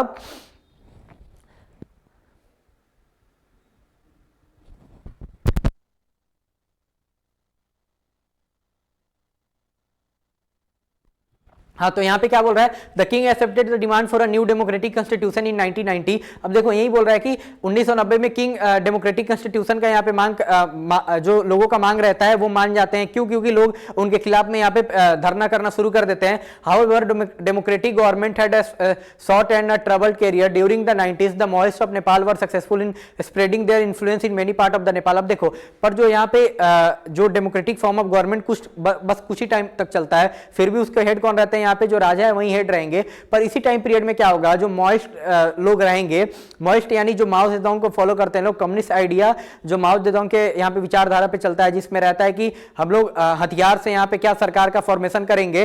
तो ये लोग क्या करेगा, लोगों के बीच में अपना काफी ज्यादा इन्फ्लुएंस इसी टाइम पीरियड पे बना लेगा। अब देखो आगे क्या है, they believe in armed insurrection against the monarch and ruling elite. This led to a violent conflict between Maoist guerrilla and the armed forces of the king. अब देखो यही बोल रहा है कि जो मॉइस है वो किस में भरोसा करते हैं, हथियार उठाने में भरोसा करते हैं।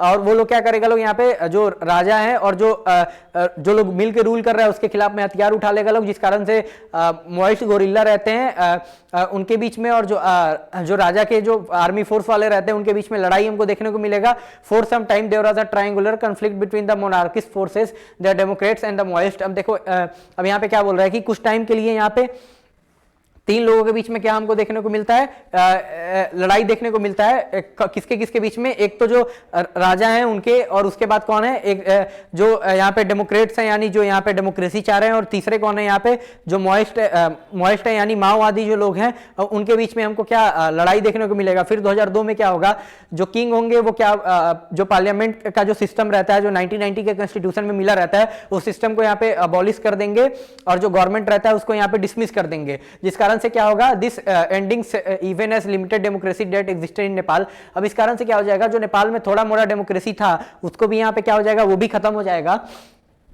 फिर अप्रैल 2006 में क्या होगा, there was a massive country wide pro democracy protest, the struggling pro democracy forces achieve their first major victory when the king was forced to restore the House of Representatives that had been dissolved in April 2002. The largely non-violent movement was led by 7-party alliance, SPA, the Maoist and the social activities. अब देखो यहाँ पे क्या बोल रहा है कि अप्रैल 2006 में राजा के खिलाफ बहुत ज्यादा यहाँ पे क्या प्रोटेस्ट देखने को मिलेगा लोगों के द्वारा, जिस कारण से यहाँ पे क्या होगा कि जो राजा रहते हैं, जो यहाँ पे 2002 में पार्लियामेंट को यहाँ पे सस्पेंड किया गया था, उसको यहाँ पे फिर से यहाँ पे क्या कर देंगे, हाउस ऑफ रिप्रेजेंटेटिव को फिर से यहाँ पे फोर्स में ला देंगे और ये सक्सेस देखने को हमको मिलेगा। जो ये जो यहाँ पे हमको बेसिकली हमको मूवमेंट देखने को मिलता है, ये किसके द्वारा लीड किया गया रहता है, जो यहाँ पे 7-पार्टी अलायंस बनता है जिसका नाम है SPA। इसमें रहते हैं जो सोशल एक्टिविस्ट रहते हैं, जो डेमोक्रेसी का मांग करते हैं नेपाल में, और साथ में जो माओवादी लोग रहते हैं उनका ये अलायंस रहता है। फिर आगे है कि Nepal transition to democracy is almost complete. Nepal has undergone a unique movement in his history because it formed a constituent assembly to draft the constitution for Nepal. अब देखो यहाँ पे क्या बोल रहा है कि जो नेपाल का मोनार्की से डेमोक्रेसी में जाने का कहानी ये बहुत ज़्यादा इंटरेस्टिंग है, और खासकर इसलिए क्योंकि नेपाल क्या करता है उसके बाद आगे चलकर कॉन्स्टिट्यूएंट असेंबली बनाएगा, किस लिए, संविधान बनाने के लिए। अब देखो इसमें ये नहीं बता रखा है इसी टाइम पर क्या होगा, जो नेपाल के राजा रहते हैं उनको यहाँ पे माओवादी लोगों के द्वारा जो नेपाल के राजा के जो बेटे रहते हैं उनके द्वारा उनको मरवा दिया जाएगा, और फिर आगे चलकर वो भी मतलब अपने आप को मार लेंगे, जिस कारण से ये पूरा हमको ये एक ऐसा इवेंट देखने को मिलता है नेपाल के हिस्ट्री में। उसके बाद से ही यहाँ पे जो नेपाल में मोनार्की रहता है हमको कमजोर होते हुए दिखने लगता है। फिर क्या बोल रहा है कि some section in Nepal thought that a nominal monarchy was necessary for Nepal to retain its link with past। अब देखो यहाँ पे बोल रहा है कि नेपाल के कुछ ऐसे भी लोग हैं जो क्या चाहते थे कि हम लोग थोड़ा सा मोनार्की को यहाँ पे बचा कर रखें। क्यों? क्योंकि जो हमारा पास्ट है नेपाल का, जो हमारा रिच कल्चर है उसको बचाने के लिए हमको क्या यहाँ पे थोड़ा मोनार्की को बचाना चाहिए। The Maoist group agreed to suspend arm struggle. They wanted the constitution to include the radical programmes of social and economic restructuring. All the parties in the SPA did not agree with this program. The Maoist and some other political groups were also deeply suspicious of the Indian government and its role in future of Nepal. अब देखो यहाँ पे क्या बोल रहा है कि आगे चलकर जो माओवादी हैं वो भी क्या करेंगे, अपने हथियार को छोड़ देगा लोग, और उन लोगों का क्या नाम रहता है कि हमको कुछ यहाँ पे कॉन्स्टिट्यूशन में ऐसे चीज को ऐड करना है कि हम लोग अपने हिसाब से नेपाल में यहाँ पे इकोनॉमिक और यहाँ पे लैंड यहाँ पे रिस्ट्रक्चरिंग करना चाहेंगे, वो हमको यहाँ पे अलाउंस मिलना चाहिए। पर जो SPA अलायंस रहता है 7 पार्टी का, 7 पार्टीज अलायंस, इसमें बहुत सारे पार्टीज आपस में ही इस बात पे नहीं मानते हैं, और जो साथ में माओवादी है इनका ये भी क्या नाम रहता है कि जो भारत सरकार है उसका आगे चलकर नेपाल के पॉलिटिक्स में हाथ रहने वाला है। In 2008, Nepal became a democratic republic after abolishing the monarchy in 2015. It adopted a new constitution. Finally 2008 में क्या होगा, जो नेपाल में यहाँ पे जो मोनार्की सिस्टम रहता है इसको यहाँ पे क्या कर दिया जाएगा, खत्म कर दिया जाएगा और वहाँ पे डेमोक्रेसी यहाँ पे मतलब उसका यहाँ पे स्थापना हमको देखने को मिलेगा।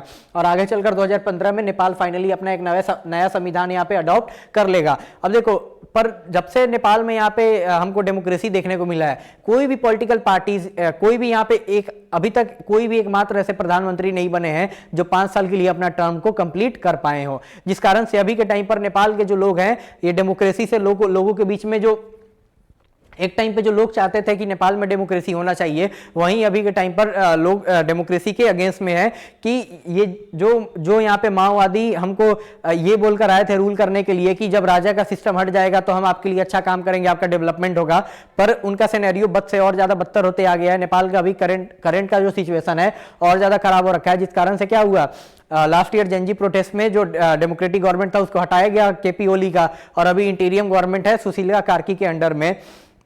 साथ में नेपाल के लोग अभी के टाइम पर जो पुराना फॉर्म ऑफ गवर्नमेंट था यहाँ पे राजा वाला, उसको उस चीज का मांग कर रहे हैं लोग कि फिर से ये रिस्टोर हो जाना चाहिए।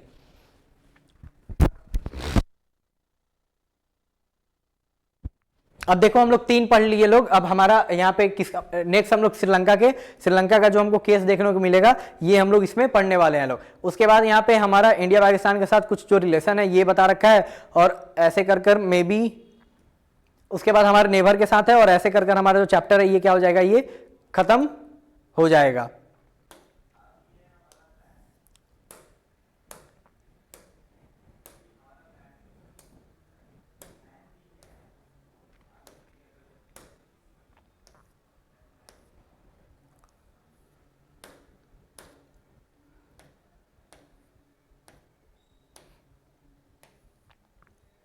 अब यहाँ पे क्या है, ethnic conflict and democracy in Sri Lanka. अब देखो क्या बोल रहा है कि we have already seen Sri Lanka have retain democracy since its independence in 1948। अब देखो हम लोग ऊपर ही पढ़ के आ चुके हैं लोग क्या, कि श्रीलंका डेमोक्रेसी को यहाँ पे बचा कर रखा है कब, जब से इसको आजादी मिला है 1948 में, तब से। अब आगे यहाँ पे क्या बोल रहा है, but is face a serious challenge not from military और monarchy but rather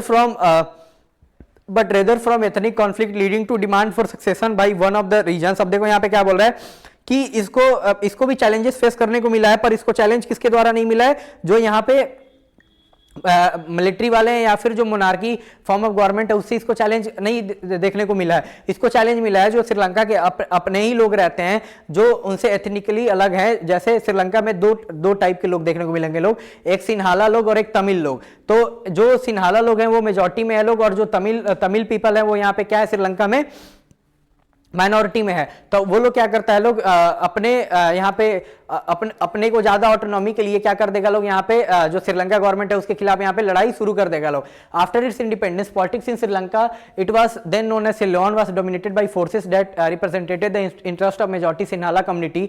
they were hostile to a large number of Tamils who had migrated from India to Sri Lanka and settled there. This migration continued even after independence. The Sinhala nationalists thought that Sri Lanka should not give consensus to Tamil because Sri Lanka belongs to Sinhala people only. अब देखो यहाँ पे क्या बोला जा रहा है कि आज़ादी की ही बात से जो क्या है, जो श्रीलंका का पॉलिटिक्स है उसको कौन डोमिनेट कर रहा है, जो सिन्हाला कम्युनिटी है वो लोग यहाँ पे डोमिनेट कर रहे हैं। अब देखो यहाँ पे क्या है, जिस कारण से उन लोगों का क्या नाम रहता है कि ये देश हमारा है, सिन्हाला का देश कौन सा है, श्रीलंका।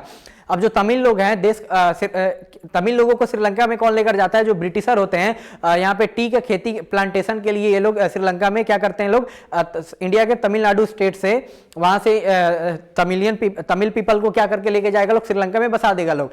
और श्रीलंका की आज़ादी के बाद से भी जो इंडिया के तमिल लोग रहते हैं वो श्रीलंका में मतलब उसी अमाउंट पे जाते रहते हैं। तो इस कारण से जो सिन्हाला पीपल है उनका रहता है कि ये देश हमारा है, हम अपना पावर या फिर रिसोर्सेस इन लोगों से हम लोग क्यों यहाँ पे शेयर करें। This neglect of Tamil concern led to militant Tamil nationalism. From 83 onwards, the militant organization and the liberation of Tigers of Tamil Illam Litte was fighting an armed struggle with the army of Sri Lanka in pursuit of their demand for Tamil Illam or a separate country for Tamilians of Sri Lanka। अब देखो यहाँ पे क्या बोल रहा है, अब इसी भेदभाव के कारण क्या हो जाएगा, जो श्रीलंका के तमिल लोग होंगे उसमें से एक मिलिटेंट ग्रुप हमको सामने देखने को मिलेगा, जिसका क्या नाम है, लिट्टे यानी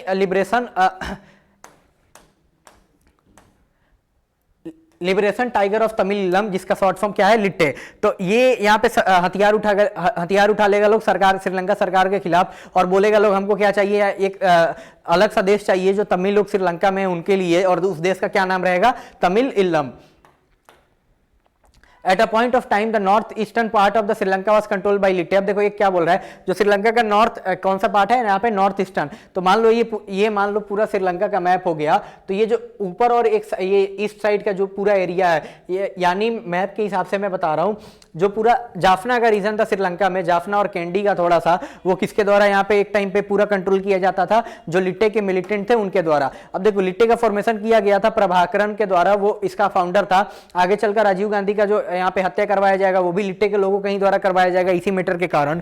the Sri Lanka problem involves people of Indian origin and there was considerable pressure from the Tamil people in India to effect that the Indian government should protect the interest of the Tamils in Sri Lanka। अब देखो जो श्रीलंका का problem था इसमें India जितने भी लोग थे यहाँ पे वो इंडियन ओरिजिन की ही एक टाइम पे थे, मतलब एक उनका मूल निवास कहाँ के वो लोग थे, इंडिया के थे। तो जिस कारण से इंडिया में जो तमिल लोग थे वो भारत सरकार पे दबाव डालते थे कि जो तमिल श्रीलंका में उनको उनके लिए सरकार क्या करे, यहाँ पे कुछ करे। The government of India has from time to time try to negotiate with Sri Lankan government on the Tamil question. अब देखो इस कारण से जो भारत सरकार है हमेशा बार बार श्रीलंकन गवर्नमेंट के साथ जो तमिल लोगों का जो क्वेश्चन रहता था उस पर यहाँ पे सरकार उनसे बैठकर बात भी करती थी। But in 87 the government of India for the first time got directly involve in Sri Lankan Tamil question. पर 87 में क्या होगा, पहली बार भारत सरकार डायरेक्टली जो श्रीलंकन तमिल का क्वेश्चन रहेगा उसमें यहाँ पे इसमें मतलब शामिल हो जाएगी। अब देखो आगे क्या होगा, India sign an accord with Sri Lanka and sent troops to stabilize relation between the Sri Lankan government and the Tamils। अब देखो यहाँ पे क्या होगा कि श्रीलंकन गवर्नमेंट के कहनाम पर यहाँ पे इंडिया क्या कर देगी, यहाँ पे अपने मिलिट्री के लोगों को भेज देगी ताकि वहाँ का सिचुएशन क्या जाके कंट्रोल किया जा सके। और यहाँ पे जो सिचुएशन है किसके बीच में, जो श्रीलंकाई गवर्नमेंट है उनके बीच में और जो तमिल लोग हैं उनके बीच में, उसको नॉर्मल किया जा सके। अब देखो यहाँ पे क्या बोल रहा है, eventually the Indian army got into a fight with the Litte. The presence of Indian troops was also not liked much by Sri Lankans. They saw this an attempt by India to interfere in the internal affairs of Sri Lanka। अब देखो यहाँ पे क्या हो रहा है कि जो भारत सरकार यहाँ पे अपने मिलिट्री को भेज देगी तो इससे क्या हो जाएगा, जो लिट्टे के लोग रहते हैं उनको ये अच्छा नहीं लगेगा। और ये सेम चीज क्या हो जाएगा कि जो श्रीलंका के नॉर्मल जो सिन्हाला लोग रहते हैं उनको क्या लगता है, उनको ये लगता है कि जो भारत सरकार है क्या कर रही है, हमारे इंटरनल मैटर में यहाँ पे इंटरफेयर कर रही है। The presence of Indian troops, अब देखो हो गया दे सॉ, अब यही बोला गया कि क्या यहाँ पे उनको क्या लगता है कि इंटरनल अफेयर में भारत सरकार यहाँ पे क्या इंटरफेरेंस कर रही है। फिर आगे 89 में क्या होगा, Indian peace keeping force pulled out of Sri Lanka without attending इस ऑब्जेक्टिव। अब देखो जिस काम से भेजा गया था यहाँ पे पीस कीपिंग फोर्स को, इसको यहाँ पे 89 में बुला लिया जाएगा, इसका ऑब्जेक्टिव भी पूरा नहीं होता है। जो यहाँ पे सिचुएशन रहता है कंट्रोल करने का वो अभी भी कंट्रोल नहीं हो पाएगा। आगे चलकर the Sri Lankan crisis continue to be violent. आगे चलकर जो श्रीलंका का क्राइसिस रहता है और ज्यादा यहाँ पे वायलेंट हो जाता है। However international actor particularly the Scandinavian country such as Norway and Iceland try to bring the warring group back to negotiation. Finally the arm conflict came to end as LTTE was vanquished in 2009। अब देखो यहाँ पे क्या हो रहा है कि यहाँ पे ये बताया जा रहा है कि जो श्रीलंका का क्राइसिस है बदतर होते जाता है, पर कुछ जो इंटरनेशनल अलग अलग कंट्री है, जैसे खासकर यहाँ पे स्कैंडिनेवियन कंट्रीज हैं जैसे नॉर्वे और आइलैंड, ये क्या करते हैं, जो यहाँ पे तमिल लोग जो श्रीलंका गवर्नमेंट के खिलाफ लड़ रहे होते हैं उनके बीच में और श्रीलंका सरकार के बीच में यहाँ पे समझौता कराने की बहुत सारा कोशिश करती है। और आगे चलकर जो ये लड़ाई रहता है श्रीलंकन लोगों के द्वारा जो हथियार उठाकर यहाँ पे श्रीलंकन गवर्नमेंट के खिलाफ लड़ते हैं, बेसिकली सिंघाला लोगों के खिलाफ लड़ते हैं, वो कब खत्म हो जाएगा, 2009 में, जब यहाँ पे लिट्टे को समाप्त कर दिया जाएगा, जब प्रभाकरन को मार दिया जाएगा। अब देखो ये जो पीस कीपिंग फोर्स भेजा गया रहता है कब यहाँ पे भेजा जाएगा, यहाँ पे पीस कीपिंग फोर्स भेजा जाएगा 87 में। तो उस समय देश के प्रधानमंत्री हमारे रहते हैं राजीव गांधी के द्वारा ये भेजा गया रहता है। तो जो लिट्टे के लोग रहते हैं उनके द्वारा बिल्कुल अच्छा नहीं लगता है, जिस कारण से क्या हो जाएगा, लिट्टे को ये अच्छा नहीं लगेगा और आगे चलकर राजीव गांधी का हत्या करवा दिया जाएगा। जब तमिलनाडु में वो चुनाव का प्रचार करने गए रहते हैं तो लिट्टे के ही जो मेंबर लोग रहता है वो एक मतलब औरत को यहाँ पे ट्रेन करेगा लोग, और आगे चलकर वो औरत क्या करेंगी, जब राजीव गांधी श्रीलंका में यहाँ पे चुनाव का स्पीच देने गए रहते हैं तो माला पहनाने के बहाने जाकर उसमें बॉम्ब फिट रहता है और उस बॉम्ब से क्या कर दिया जाएगा, राजीव गांधी को उड़ा दिया जाएगा। इन spite of the conflict Sri Lanka has registered considerable economic growth and recorded high level of human development. अब देखो लड़ाई के बावजूद भी श्रीलंका में क्या देखने को मिला है, वहां पे इकोनॉमिक डेवलपमेंट अच्छा खासा है और वहां पे जो ह्यूमन डेवलपमेंट का पेस भी है वो भी यहाँ पे अच्छा खासा है। Sri Lanka was one of the first developing countries to be successfully control the rate of growth of population, the first country in the region to liberalise the economy and it has the highest per capita gross domestic product GDP for many years right through the civil war. अब देखो यहाँ पे क्या बोल रहा है कि श्रीलंका एकमात्र ऐसा डेवलपिंग कंट्री है जो एक तो वॉर के टाइम के पीरियड में भी क्या है, यहाँ पे अपने इकोनॉमिक ग्रोथ का जो पेस रहता है उसको यहाँ पे बराबर रखता है, साथ ही साथ पॉपुलेशन अपने पॉपुलेशन को कंट्रोल करने में भी काफी ज्यादा सक्सेसफुल रहता है। साथ में ये भी बोला जा रहा है कि एकमात्र ऐसा कंट्री इस रीजन का, जो साउथ एशिया रीजन का पहला ऐसा कंट्री रहता है जो अपने इकोनॉमी को क्या करेगा, यहाँ पे खोलेगा। यानी सबसे पहले एलपीजी कहाँ पे होगा, श्रीलंका में ही होगा। उसके इंडिया में ये कब होता है एलपीजी, 1991 में। और बहुत सिविल वॉर के बीच में ही जब लोग आपस में लड़ रहे होते हैं, यानी सिन्हाला और तमिल लोग, उस टाइम पे भी जो यहाँ पे श्रीलंका का जीडीपी ग्रोथ रेट रहता है ये भी काफी ज्यादा अच्छा खासा रहता है। अब क्या, despite the ravages of internal conflict it has maintain a democratic political system. देखो आपस में लोगों के लड़ाई के बावजूद भी जो श्रीलंका जो सरकार है वो यहाँ पे डेमोक्रेसी को बचा के रखने में यहाँ पे अभी तक कामयाब है। अब यहाँ पे क्या है, India Pakistan conflict. Let us now move from domestic politics and take a look at some of the areas of conflict in the international relation in the region. The post-Cold War has not meant to end the conflict and tension in the region. We have already noted that the conflict around the internal democracy or ethnic differences, but there are also some very crucial conflict of international nature given position of India in this region. Most of this conflict involve India. अब देखो यहाँ पे यही बोल रहा है कि अब हम लोग क्या पढ़ेंगे लोग, जो इंडिया और पाकिस्तान का जो यहाँ पे कॉन्फ्लिक्ट हमको देखने को मिलता है ये हम लोग पढ़ने वाले हैं लोग। अब आगे ये बोल रहा है कि कोल्ड वॉर जब खत्म हो जाता है, इसका मतलब ये नहीं है कि कोल्ड वॉर खत्म होने से क्या हो जाएगा, जो इस रीजन में कंट्रीज के बीच में आपस में जो डिस्प्यूट था वो यहाँ पे खत्म हो जा रहा है। तो इसी के बारे में जो अधिकतर जो यहाँ पे कॉन्फ्लिक्ट रहता है उसमें इंडिया का भी एक यहाँ पे हम इंडिया भी उस कॉन्फ्लिक्ट में यहाँ पे डायरेक्टली या फिर इनडायरेक्टली हमको इन्वॉल्व देखने को मिलेगा। The most silent and overwhelming of this conflict is of the course one between India and Pakistan soon after partition. अब देखो यही बोल रहा है कि अब इन सब लड़ाइयों के बीच में जाहिर सी बात है, एक तो इंडिया और पाकिस्तान का जो लड़ाई है ये हमको सबसे इंपॉर्टेंट देखने को मिलेगा जब देश का यहाँ पे बंटवारा होता है। अब देखो ये पूरा कहानी क्या बता रखा है मैं बता दे रहा हूँ।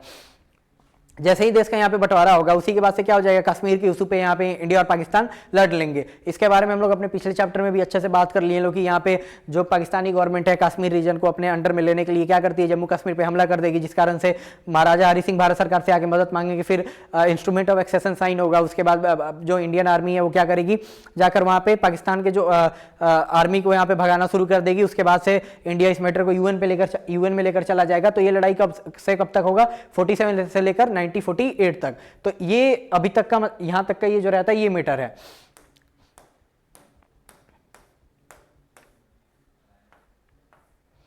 अब फिर हमारा 65 में भी लड़ाई हो जाता है, वो भी पाकिस्तान के द्वारा शुरू कर दिया जाएगा। फिर आगे चलकर 71 में हो जाएगा, उसमें हम लोग क्या करेंगे लोग, बांग्लादेश को लिबरेट करेंगे लोग। ये सब ऊपर तक का कहानी था। अब देखो India conflict with Pakistan is also over strategic issue like the control of Siachen glacier, over the acquisition of arms, the arms race between the two countries assume a new character with the both state acquiring nuclear weapon and missile to deliver such arms against each other in 90s। अब देखो यहाँ पे क्या बोला जा रहा है कि इंडिया का जो लड़ाई है पाकिस्तान के साथ में ये बहुत सारे स्ट्रेटेजिक यहाँ पे पोजीशन है उसके लिए भी लेकर है।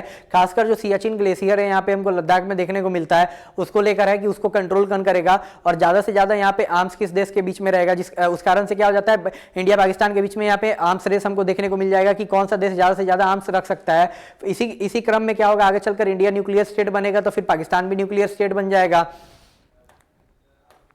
In 98, India conducted nuclear explosion in Pokhran, Pakistan responded with few days after carrying out nuclear test in Chagai hills. अब देखो ये भी मैं बता दिया, याद रख सब, इंडिया कहाँ पे अपना न्यूक्लियर टेस्ट कंडक्ट करता है, पोखरान जो रीजन है इंडिया में राजस्थान में वहां पे, और पाकिस्तान कहाँ पे करेगा, चागाई हिल्स में। Since then India and Pakistan seem to have built a military relationship in which the possibility of a direct and a full scale war has been declined। आगे चल के जो इंडिया पाकिस्तान है यहाँ पे कुछ यहाँ पे रिश्ता सुधारने का कोशिश भी किया, जिस कारण से हम लोग ये मान सकते हैं लोग कि फुल स्केल वॉर यहाँ पे नहीं हो सकता है, पर ये बुक उस हिसाब से अपडेटेड नहीं है। अभी लास्ट ईयर इंडिया पाकिस्तान का यहाँ पे लड़ाई हमको देखने को मिला था, वो ज्यादा दिन तक चला नहीं था, पर यहाँ पे हुआ था पहलगाम अटैक को लेके।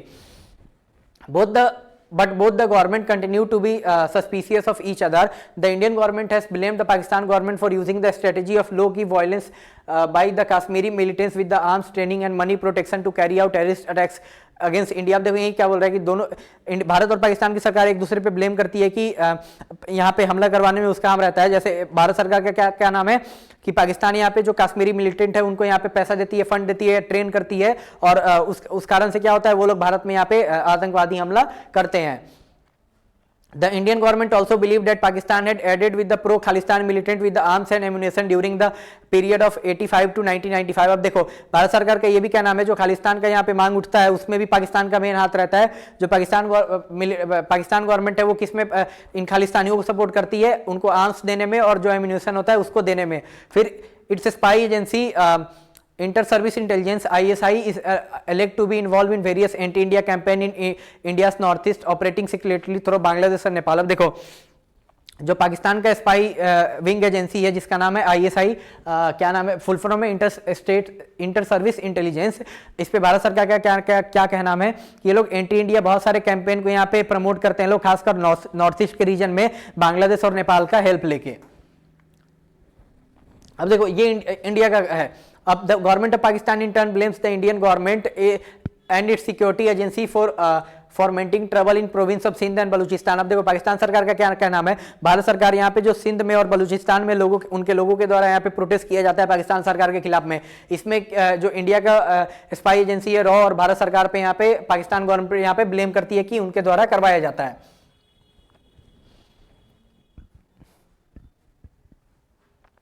India and Pakistan also have had problems over the sharing of river water. Until 60 they were locked in a fierce argument over the use of river of Indus basin। अब देखो इंडिया और पाकिस्तान के बीच में पानी का जो बंटवारा है उसको लेकर भी यहाँ पे लड़ाई था। कब तक 60 तक यहाँ पे दोनों के बीच में क्या था कि जो इंदस बेसिन है जिसमें 6 नदियां हैं बेसिकली, उसके पानी को यूज को लेकर दोनों के बीच में यहाँ पे दोनों का यहाँ पे कोई एक अंडरस्टैंडिंग नहीं था। आगे चलकर क्या होगा, 60 में वर्ल्ड बैंक की मदद से इंडिया और पाकिस्तान यहाँ पे इंडस वाटर ट्रीटी साइन करेंगे। इंडिया को रिप्रेजेंट वहाँ पे जवाहरलाल नेहरू करेंगे और पाकिस्तान से जो जनरल अयूब खान है वो करेंगे। अब इससे क्या हो जाएगा, Indus water treaty which has survive to this day in spite of various military conflict in with the two countries have been involve. देखो यही बोल रहा है कि भारत सरकार और पाकिस्तान के बीच, भारत और पाकिस्तान के बीच में इतना सारा लड़ाई हो गया, फिर भी इंडस वाटर ट्रीटी अभी तक हमको एग्जिस्ट करने को दिखता है। पर फाइनली इस बुक के हिसाब से अब ये सही नहीं है। जो हमारा अभी पहलगाम अटैक के बाद से जो हमारी इंडियन गवर्नमेंट है इंडस वाटर ट्रीटी को सस्पेंड कर चुकी है, जो कि अभी तक इतना सारा भारत और पाकिस्तान के बीच में लड़ाई हुआ था वो चीज नहीं हुआ था। आगे क्या है, there are still some minor differences about the interpretation of Indus water treaty and the use of river water. अब देखो अभी भी यहाँ पे कुछ डिस्प्यूट है छोटे मोटे, किसको लेकर कि इंडस वाटर ट्रीटी में देखो बेसिकली इंडिया का क्या नाम है अभी के टाइम पे, जो कि सही भी है कि पाकिस्तान को यहाँ पे ज़्यादा फायदा इंडस वाटर ट्रीटी से, जिस कारण से भारत सरकार इसके अगेंस्ट में भी थी। और आगे चलकर अब इंडिया का भी क्या नाम था कि बहुत टाइम से इंडियन गवर्नमेंट बोल रही थी कि हमको इसको मॉडिफाई करना चाहिए इंडस वाटर ट्रीटी को, पर पाकिस्तान सरकार नहीं मान रही थी। पर जब पहलगाम में अटैक होता है तो इंडिया क्या कर देगा, इंडस वाटर ट्रीटी को यहाँ पे सस्पेंड कर देगा। The two countries are not in agreement over the demarcation line in the Sar Creek in Run of Kutch. The dispute seems minor, but there is an underlying worry that how the dispute is settled may be have an impact on the control of sea resources in area adjoining Sar Creek. India Pakistan are holding negotiation on all this issue। अब देखो यहाँ पे क्या बोल रहा है, एक और यहाँ पे दिक्कत है, जो यहाँ पे गुजरात में रन ऑफ कच्छ है वहाँ पे एक एरिया है सर क्रीक का, ये छोटा सा आइलैंड है, तो इसके बंटवारा को लेकर यहाँ पे है कि किसके पास इसका कितना कंट्रोल है। अगर मान लो इसका बात यह है कि अगर सर क्रीक यहाँ पे जो समुद्र यहाँ पे अरेबियन सी है वहां से पड़ता है, तो अगर मान लो सर क्रीक का जो ज्यादा एरिया इंडिया के पास रहेगा तो इंडिया से वहां पे उसको उस एरिया में आसपास के एरिया में उसको माइनिंग करने का अधिकार रहेगा, वहां के रिसोर्सेज का यूज करने का। तो यही बता रखा है कि इस पे लास्ट ईयर ही इंडिया और पाकिस्तान के बीच में इस पे भी हमको डिस्प्यूट देखने को मिला था। तो यही बोल रहा है कि लास्ट में इसको कैसे कंप्लीट किया कि भारत और पाकिस्तान की जो गवर्नमेंट है आपस में नेगोशिएशन कर रही है ताकि यहाँ पे बातचीत करके इन सब मैटर को यहाँ पे क्या सॉल्व किया जा सके। अब यहाँ पे क्या है, India and it's neighbour.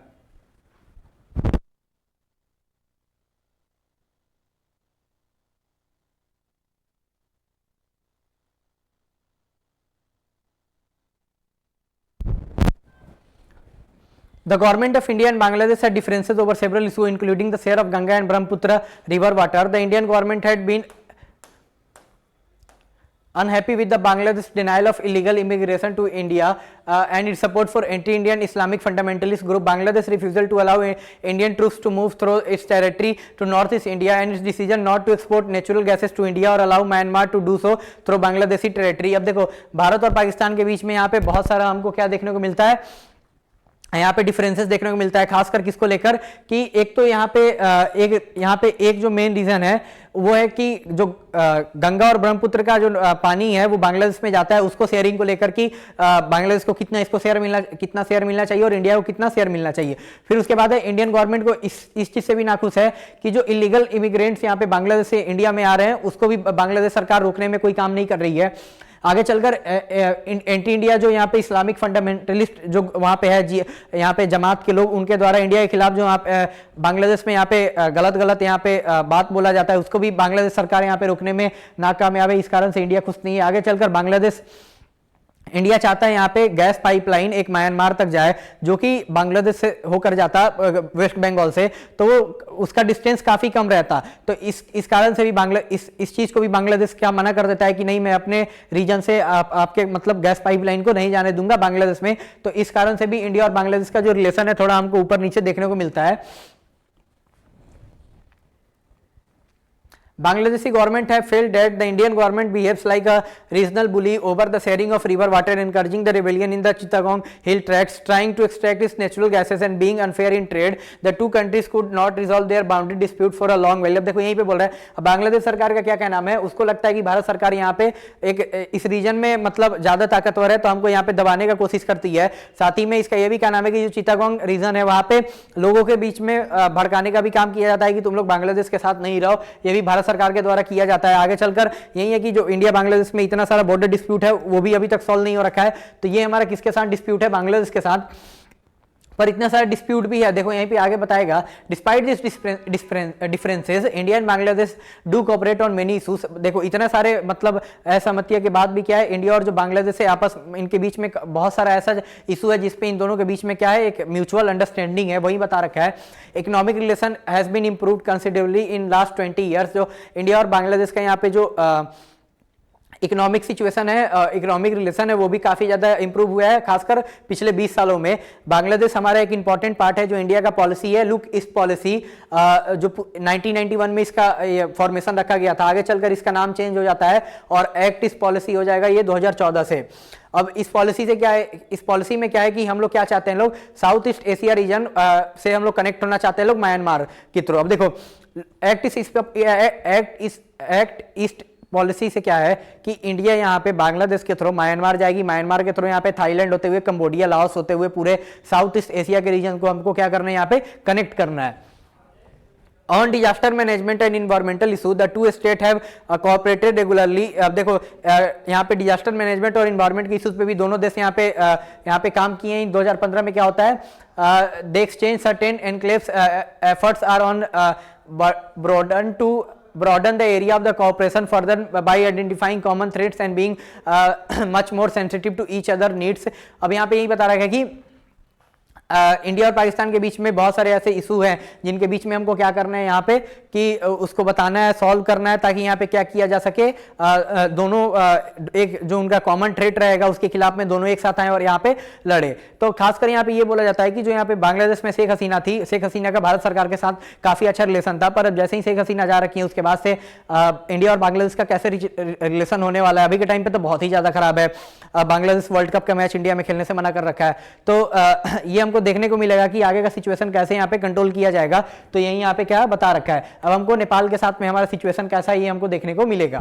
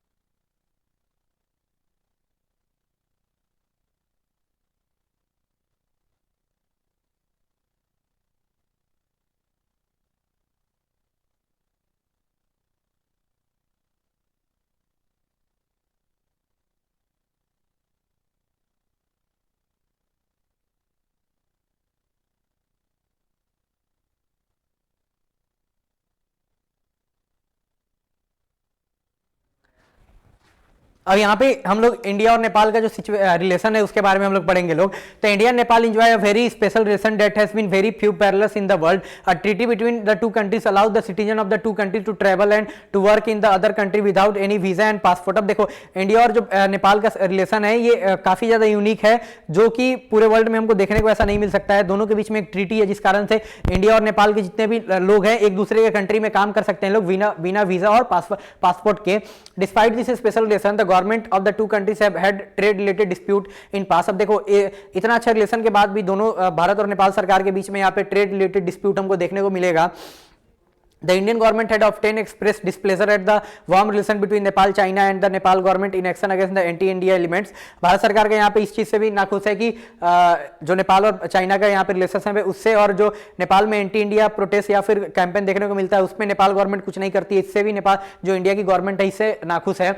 Indian security agency see most movement in Nepal as a showing security threat and give the rise of Naxalite group in various Indian state from Bihar to north to the Andhra in south. अब देखो जो north east जो moist यहाँ पे movement Nepal में जिसका यहाँ पे इतना ज़्यादा मास लेवल पे यहाँ पे हमको ज़्यादा बढ़ते हुए दिखता है, तो भारत सरकार को ये एक इंटरनल थ्रेट लगता है, क्योंकि इंडिया में भी जो यहाँ पे जो माओवादी लोग हैं उनका प्रेजेंस बिहार से लेकर आंध्र प्रदेश तक था उस टाइम पीरियड तक। अभी के टाइम पे तो काफ़ी ज़्यादा कम हो चुका है। मार्च 2026 में अमित शाह जो हमारे गृह मंत्री हैं उनका कहना ये भी है कि हम लोग माओवादी को पूरी तरीके से यहाँ पे इस विचारधारा को खत्म कर देंगे इंडिया से। तो वहीं जब राजा को मारा जाता है उसके बाद से यहाँ पे नेपाल के जितने भी रूलर बनते हैं उनका बैकग्राउंड अगर हम लोग देखेंगे तो वो कौन है, माओवादी लोग हैं। तो भारत सरकार इनको अपने सिक्योरिटी के थ्रेट के रूप में देखती है कि अगर इनका यहाँ पे प्रेजेंस बढ़ेगा तो जो माओवादी लोग इंडिया में भी हैं तो उनको उनके सेम विचारधारा के लोग हमको नेबरिंग कंट्री में मिल जाएंगे, तो उनको बचाने का कौन काम करेगा, नेपाल सरकार। तो इस कारण से भी जो इंडियन गवर्नमेंट है उनको ये चीज अच्छा नहीं लगता है। फिर आगे क्या बता रखा है कि nevertheless Indo Nepal relationship are fairly stable and peaceful. यही बता रहा है कि फिर भी भारत और नेपाल का जो रिलेशनशिप है काफ़ी ज़्यादा स्टेबल है और शांतिपूर्ण है। Despite differences trade, scientific corporation, common natural resources, electricity generation and interlocking water management grids hold the two countries together. There is a hope that the consideration of democracy in Nepal will lead to improvements in the ties between this two country. अब देखो यहाँ पे यही कुछ चीज़ बता रखा है कि इन सब की इतने डिफरेंसेस के बाद भी इतने सारे चीज़ में दोनों के बीच में यहाँ पे दोनों का कॉपरेशन है। साथ में यही बता रखा है कि अब नेपाल में डेमोक्रेसी आ रखा है तो ऐसा होप किया जा सकता है कि दोनों क्या एक साथ यहाँ पे आए और अच्छा मतलब आगे चलकर अच्छा और काम करें। अब यहाँ पे नेपाल का जो सिनेरियो ये बता रखा है, डिफिकल्टी रिलेशनशिप, सॉरी अब श्रीलंका के यहाँ पे हमको देखने को मिलेगा, तो the difficulties in relationship between the government of India and Sri Lanka are overly most the ethnic conflict in the island nation. वही बता रखा है कि इंडिया और जो श्रीलंका के बीच में बेसिकली जो मेन लड़ाई का जो टाइम पीरियड था वो मतलब दोनों के बीच में जो नहीं बनता था वो क्या था, तमिल्स का इशू जो था श्रीलंका में, उस इशू पर दोनों का यहाँ पे जो मत था वो सेम नहीं था। Indian and citizen find it impossible to remain neutral when Tamil are politically unhappy and are being killed after the militant intervention in 87. The Indian government now prefers a policy of disengagement, vice versa Sri Lanka internal trouble। अब देखो खासकर 87 के बाद में जब यहाँ पे Indian army troops को भेज देती है, उसके बाद से जो उसका वो अनसक्सेसफुल मिशन होता है, तो इंडियन गवर्नमेंट आगे चलकर यही अप्रोच रखती है कि अब हमको कैसे करना है।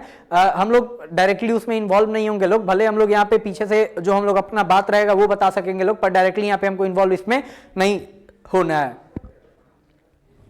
आगे ये बता रखा है कि इंडिया श्रीलंका यहाँ पे फ्री ट्रेड एग्रीमेंट साइन किए थे लोग, जिस कारण से दोनों का जो रिलेशन है और ज्यादा स्ट्रेंथन हुआ है। फिर इंडिया के किस चीज में हेल्प किया, जब श्रीलंका में सुनामी आया था, तो सुनामी के बाद से जो जितना सारा डिस्ट्रक्शन हुआ था श्रीलंका कंट्री में, तो उस कंट्री को फिर से यहाँ पे रिकंस्ट्रक्ट करने के लिए इंडिया काफी ज्यादा यहाँ पे पैसा से ही मदद किया है। फिर अब यहाँ पे भूटान के बारे में बता रखा है कि तो इंडिया और जो भूटान का केस है, इन दोनों के बीच में काफी ज्यादा हमको लड़ाई देखने को नहीं मिलता है, काफी ज्यादा दोनों के बीच में यहाँ पे कॉर्पोरेशन देखने को मिलता है। साथ में यहाँ पे क्या बता रखा है कि भूटान के जो मोनार्क है, भूटान के जो राजा है, वो यहाँ पे क्या करते हैं, बहुत सारा एफर्ट डालते हैं। जो इंडिया नॉर्थ ईस्ट में लोग यहाँ पे नॉर्थ ईस्ट को इंडिया से हटाने के लिए हम लोग बात किए थे, मिजोरम और नागालैंड का अपने उस वाले बुक में जो पढ़े थे लोग कि कैसे ये लोग इंडिया के साथ नहीं रहना चाहते थे, तो ये लोग क्या करता था, भारत यहाँ पे इंडिया में हमला करके भूटान में जाकर छुप जाता था। पर जो भूटान की सरकार है क्या कि इनको यहाँ से, सॉरी जो भूटान के राजा है क्या किए, इनको यहाँ से भूटान से भगाने में और उनको खत्म करने में भारत सरकार का काफी ज्यादा मदद की है। तो यही बता रखा है कि भूटान हमारे लिए काफी ज्यादा इंपॉर्टेंट है। इंपॉर्टेंट क्यों है, क्योंकि एक तो ये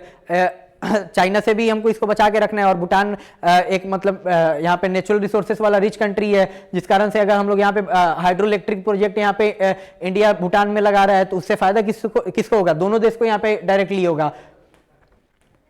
अब यहाँ पे है कि मालदीव्स के बारे में यहाँ पे बता रखा है कि अब मालदीव्स का कुछ ऐसा कहानी है कि मालदीव्स और इंडिया का रिलेशन है वो उतार चढ़ाव काफी हमको देखने को मिलता है। खासकर नवंबर 1988 में जब यहाँ पे जो तमिल लोग रहते हैं श्रीलंका के, वो क्या कर देंगे, मालदीव्स में सरकार के खिलाफ जाके हमला कर देंगे और उनको उस सरकार को हटाने के लिए यहाँ पे काम करने लगेंगे लोग। तब जो मालदीव्स की गवर्नमेंट रहती है यहाँ पे इंडिया से मदद मांगेगी। आगे चलकर इंडिया क्या करेगा, अपने यहाँ पे मिलिट्री को भेजेगा और उस यहाँ पे तख्ता पलट को यहाँ पे नाकामयाब करने में यहाँ पे मालदीव के जो गवर्नमेंट है उसको सपोर्ट करेगा। पर अभी के टाइम में कुछ टाइम पहले जो मिजुजू जो अभी प्रेसिडेंट है मालदीव्स के, उनको वो एंटी इंडिया कैंपेन करके 2023 चुनाव में जीत कर आए थे, तो और वो चाइना के काफी ज्यादा प्रो माने जाते हैं। पर आगे चलकर अब जो मिजुजू है उनके साथ भी हमारा जो रिलेशन है वो भी अब एक ट्रैक पर आते हुए दिख रहा है। तो ये यहाँ पे क्या बता रखा है, और कुछ यहाँ पे है नहीं वैसे, तो यही बता रखा है कि अगर हम लोग अपने नेबर को यहाँ पे, अगर हम लोग शांत, हमारा अगर नेबरहुड शांत रहेगा तो हमारे रीजन का डेवलपमेंट के लिए काफी ज्यादा जरूरी है, काफी इंपॉर्टेंट है।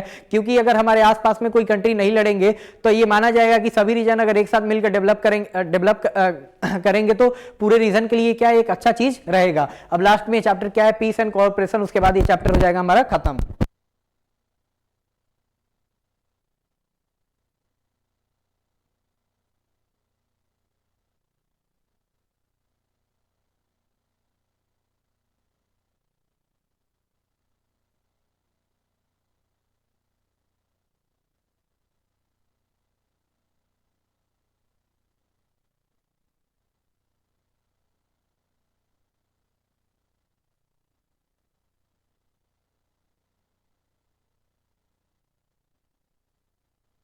क्या है, do the state of South Asia cooperate with each other और दे ओनली की फाइटिंग विथ ईच अदर। यही बता रखा है कि क्या साउथ एशिया में जितने कंट्री है वो आपस में एक दूसरे से हमेशा लड़ते रहते हैं या फिर कोऑपरेट भी करते हैं। In spite of the many conflict the state of South Asia recognise the importance of cooperation and friendly relationship among themself. देखो इतने सारे लड़ाई के बाद भी जो साउथ एशिया के जितने कंट्री है वो आपस में यहाँ पे इस चीज को रिकॉग्नाइज करते हैं कि हमको यहाँ पे दोस्ती यहाँ पे करना चाहिए एक दूसरे से। तो उसी चीज के लिए यहाँ पे एक एसोसिएशन का फॉर्मेशन होगा जिसका नाम है सार्क, यानी south Asian association for regional cooperation. Corporation एक मेजर रीजनल इनिशिएटिव है साउथ एशियन नेशन के द्वारा, जो यहाँ पे किसी मल्टीलेटरल यहाँ पे कॉरपोरेशन का यहाँ पे बात करता है। इसका फॉर्मेशन कब 1985 में हुआ था। आगे चलकर मतलब अनफॉर्चुनेटली क्या होता है, कंट्री के बीच में मतलब बहुत सारे कंट्री के बीच में यहाँ पे डिफरेंसेस के कारण ये 2014 के बाद से काम करना बंद कर देता है। अब आगे चल के यहाँ पे ये बता रखा है कि सार्क को ज्यादा सक्सेस इसलिए नहीं मिलता है क्योंकि जो कंट्री के बीचों में आपस में जो यहाँ पे बहुत सारे जो इशू है उनका यहाँ पे क्या नहीं है, एक मत उनका इस पे नहीं है। सार्क के जो मेंबर कंट्री है वो एक चीज को साइन करते हैं लोग, South Asian free trade agreement यानी SAFTA, which promise the formation of free trade zone for the whole South Asia. अब इसी साफ्ता को यहाँ पे साइन किया जाएगा ताकि साउथ एशिया में जितने भी कंट्री आपस में एक दूसरे के साथ ट्रेड कर पाए, उनके कोई भी टैरिफ ना लगाए उनके गुड्स पे, और जो ट्रेड हो इजिली हो जाए। In new chapter of peace and cooperation might involve South Asia if all the countries in the region allow free trade agreements across the border. Thus, in the spirit behind the idea of SAFTA, the agreement was signed in 2004 and came into effect in 1 January 2006. SAFTA aimed at lowering trade tariff, but some of our neighboring fear that SAFTA is a way for India to invade their market and influence their society and politics through commercial venture and commercial presence in their country. अब देखो जो साफ्ता जो है यहाँ पे इसको लाने का पीछे का यही मकसद था, मतलब यही सोच था कि इस रीजन में क्या यहाँ पे पीस और कॉर्पोरेशन और आपस में यहाँ पे ट्रेड क्या हो सके, फ्रीली हो सके। तो इसको साइन कब यहाँ पे इस एग्रीमेंट को साइन कब किया जाएगा 2004 में, और फाइनली ये अफेक्ट में कब आ जाएगा 1 जनवरी 2006 से। अब देखो साफ्ता में क्या है बेसिकली कि अगर ये इसके आने से क्या हो जाएगा, टैरिफ को कम किया जाएगा। उसके बाद जो आपस में यहाँ पे नेबरिंग कंट्रीज है उनको ये भी लगता है, इंडिया बेसिकली जो साउथ एशिया के नेबरिंग साउथ एशिया के जितने भी कंट्रीज हैं उनको ये लगता है कि साफ्ता एक ऐसा एग्रीमेंट है जिसके थ्रू अगर हम लोग अपने इकोनॉमी को अगर हम लोग यहाँ पे टैरिफ को हटा देंगे तो इंडियन मार्केट है वो क्या करेगा, हमारे पूरे कंट्री के मार्केट को यहाँ पे आके इन्फ्लुएंस कर देगा, और जिस कारण से उनको मतलब अपने डोमेस्टिक मार्केट के लिए खतरा लगता है। फिर आगे ये बता रखा है कि some in India think that SAFTA is not worth the trouble since India already has bilateral agreement with Bhutan, Nepal and Sri Lanka. अब देखो इंडिया में कुछ लोगों को ऐसा लगता है कि साफ्ता का जरूरी क्या है, क्योंकि इंडिया का ऑलरेडी बायलेटरल एग्रीमेंट अलग से इंडिया एग्रीमेंट साइन कर रखा है भूटान के साथ, नेपाल के साथ और श्रीलंका के साथ, तो ये साफ्ता लाने का क्या जरूरी है। All through Indian Pakistan relation seem to be story of endemic conflict and violence, there has been series of effort to manage tension and build peace. अब देखो ये बता रखा है कि भले ही भारत और पाकिस्तान के बीच में यहाँ पे हमको सीरीज ऑफ कॉन्फ्लिक्ट देखने को मिलता है, पर यहाँ पे बहुत सारे इनिशिएटिव भी लिए गए हैं जिस कारण से क्या किया जा सके, यहाँ पे जो यहाँ पे टेंशन है उसको कम किया जा सके और यहाँ पे पीस को यहाँ पे बहाल किया जा सके। The two countries have agreed to undertake a confidence building measure to reduce the risk of war. Social activities and prominent personalities have collaborated to create an atmosphere of friendship among the people of both countries. Leaders have met at summits, understand each other better to find out solution to the major problem between the two neighboring nations। तो यही बता रहा है कि दोनों देश के जो बहुत मतलब लोग भी और जो यहाँ पे फेमस पर्सनैलिटी है ये भी लोग मिलकर काम करता है लोग कि क्या किया जा सके, दोनों का सिचुएशन को यहाँ पे ठीक किया जा सके। साथ ही में जो दोनों साइड की सरकार है वो भी यहाँ पे बहुत सारे यहाँ पे काम को करती है, जिस कारण से क्या हो कि जो दोनों के बीच में यहाँ पे जो यहाँ पे दोनों के बीच में यहाँ पे जो पॉइंट ऑफ कॉन्फ्लिक्ट है उसको भी यहाँ पे रिड्यूस किया जा सके। A number of bus routes have been now opened between the two countries. Trade between India, Pakistan and increase and visa had been more easily generated. However, in recent time the situation has changed. अब देखो यहीं पे बता रखा है कि India और पाकिस्तान के बीच में बहुत सारे यहाँ पे बस रूट भी देखने को हमको मिला है, साथ ही में दोनों देश के लोग को वीजा इजीली मिल सकता है। पर अभी के टाइम में जो ये सिचुएशन था ये पूरी तरीके से चेंज हो रखा है, ये यहाँ पे है। फिर no region exist in vacuum in influence by outside power and events no matter how much it may try to insulate itself from non-regional power. China and US remain a key player in South Asian politics. Sino-Indian relations have improved significantly in the last 10 years, but Chinese strategic partnership with Pakistan remain a major irritant. अब देखो यहाँ पे ये बता रखा है कि भले ही कितना भी यहाँ पे कोशिश किया जा सके एक दूसरे कंट्री के द्वारा कि हम पे कोई आके इन्फ्लुएंस ना कर सके, फिर भी यहाँ पे चाइना और यूएस क्या है साउथ एशिया पॉलिटिक्स पे मेजर रोल यहाँ पे प्ले करता है। उसके बाद यहाँ पे है कि जो यहाँ पे चाइना इंडिया का रिलेशन इस टाइम पीरियड में हमको देखने को काफी ज्यादा अच्छा देखने को मिलता है, पर फिर भी हम लोग यहाँ पे क्या बोल रहे हैं लोग कि चाइना का जो यहाँ पे पार्टनरशिप है पाकिस्तान के साथ, इंडिया इसको एज अ मतलब इंडिया इसको अच्छा नहीं देखता है। क्यों इंडिया को ये चीज अच्छा नहीं लगता है? क्योंकि जो चाइना का जो पॉलिसी यहाँ पे पाकिस्तान में जाता है वो इंडिया के ही प्रोविंस जो ऊपर गिलगिट बाल्टिस्तान का रीजन है उसके थ्रू जाता है, जिस कारण से क्या है इंडिया को ये चीज पसंद नहीं आता है। क्योंकि गिलगिट बाल्टिस्तान का रीजन किसका है? इंडिया का है, वो जम्मू कश्मीर के ही रीजन में ही आता है।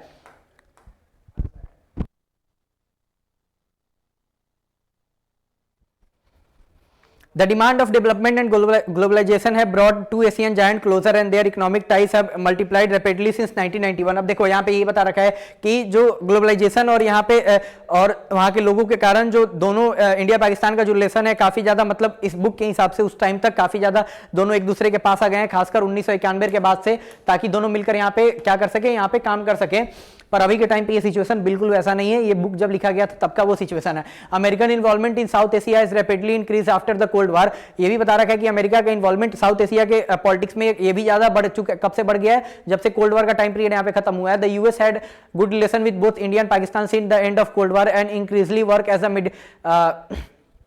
Moderator in the India Pakistan relation. अब आगे ये बता रखा है कि यूएस का रिलेशन कोल्ड वार खत्म होने के बाद से, यानी 91 के बाद से इंडिया पाकिस्तान के साथ दोनों का रिलेशन, दोनों के साथ उसका रिलेशन अच्छा है। उसके बाद ये भी बता रखा है कि अब यूएस मॉडरेटर के रूप में काम करता है जब भारत और पाकिस्तान के बीच में यहाँ पे कोई लड़ाई हमको देखने को मिलता है। Economic reform and liberal economic policy in both the countries have greatly increase in the depth of America participation in the reason.